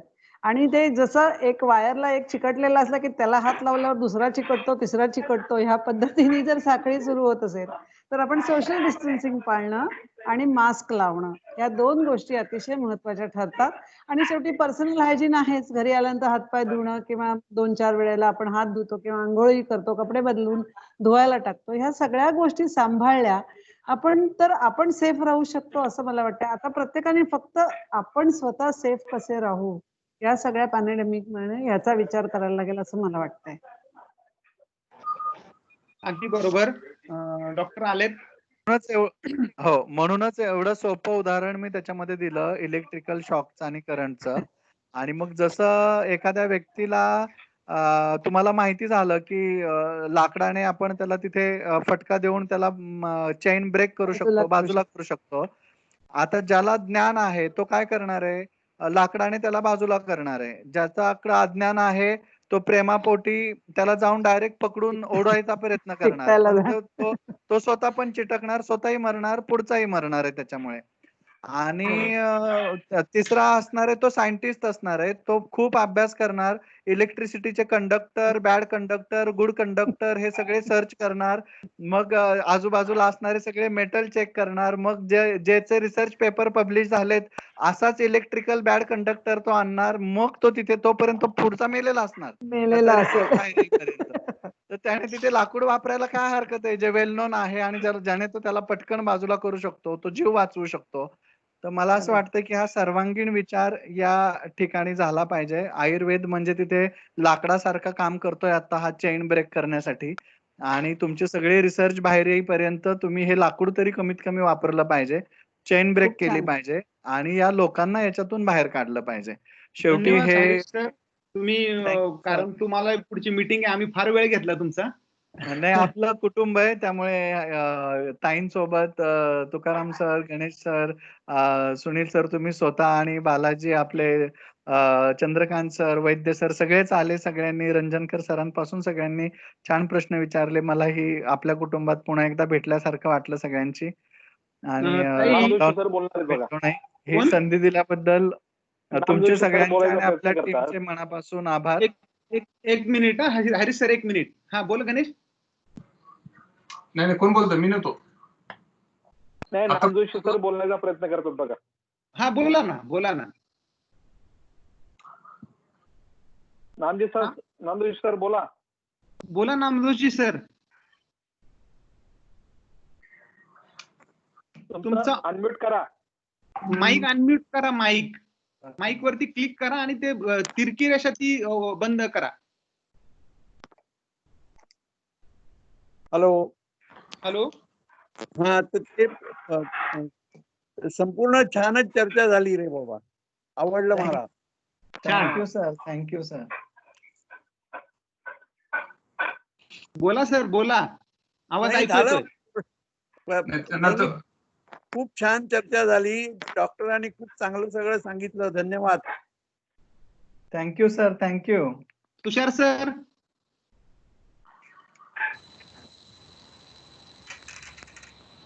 ठीक आहे, बोला. बोला. हा, बोला सर. ठीक आहे, झालं त्यांचं बोलणं. आता हे करूयात, वाइंड अप करूयात. बोला. बोला तुषार सर. आभाराचं. नाही, खरंच मला विशेषतः दोघांचं कौतुक करायचंय. डॉक्टर हरीश पाटणकरांचं तुम्ही अनेक वेळा लेक्चर ऐकतो. माझ्याकडे अल्फाबेट मध्ये विद्यार्थ्यांना अति सुंदर युवांना मार्गदर्शन केलं होतं. आत्ताही म्हणजे प्रत्येक वेळेस आता डॉक्टर हरीश पाटणकर इतक्या वेळा ऐकले, पण आता आज काय वेगळं सांगणार, पण मला खरं सांगायला आवडेल, प्रत्येक वेळेस नवीन नवीन आणि चांगल्या चांगल्या गोष्टी त्यांच्याकडनं मिळत आल्यात. म्हणजे अगाध नॉलेज त्यांच्याकडे आहे. मगाशी मी प्रश्न विचारला पाण्याबाबत, तर आता मला सेपरेट त्यांचा क्लासेस लावावा लागणार आहे. इतकं चांगलं नॉलेज त्यांच्याकडे आहे आणि खूप आश्चर्य वाटतं की हरीश पाटणकर विद्यार्थी म्हणून बघितलेलं आणि तो आज इतक्या अगाध नॉलेज मध्ये या पद्धतीनं समोर येताना. आणि सुनील सर तुमचं पण काय म्हणजे डॉक्टर ज्यावेळेस डॉक्टरच म्हणावं तुम्हाला एक वेगळ्या प्रकारे परत आयुर्वेदात प्रश्न त्यासाठी त्यांनी लग्न डॉक्टरशी केलं, बायको आयुर्वेदिक केली, कटकटच नको कोरोनाची. मला तेच कळलं नाही की इतकं कसं काय नॉलेज आहे म्हणजे प्रश्न विचारण्याला पण पूर्ण आयुर्वेद. त्याच्या वेळेस डॉक्टर हरीश पाटणकर काही कारणामुळे टेक्निकली बाहेर जात असतील त्यावेळेस दुसरे डॉक्टर असल्यासारखं वाटत होतं, पण अगदी बरोबर उत्तर दिलं. अर्धांगिनीच डॉक्टर करून टाकलात त्यांनी. खरंच अतिशय अत्यंत अभ्यासपूर्ण अशी मुलाखत घेणं यांच्याकडून शिकावं सुनील सरांकडून. खरंच आहे अगदी बरोबर बोललात. समोरचा तितका ताकदीवान असला की आपल्याला अभ्यास फार जास्त करावा लागतो. कदाचित त्याच्यामुळे मला जास्त अभ्यास करावा लागला, कारण इतकं उमदं व्यक्तिमत्व आपल्याकडे आहे आणि असं ओघवत्या शैलीचं व्यक्तिमत्व आणि त्या सगळ्या सारख्या प्रश्नांची जर आपण ह्या आपलं, कारण आता जरी आपण इथं कमी संख्येत असलो तरी आज जग अख्खं हे पाहणार आहे.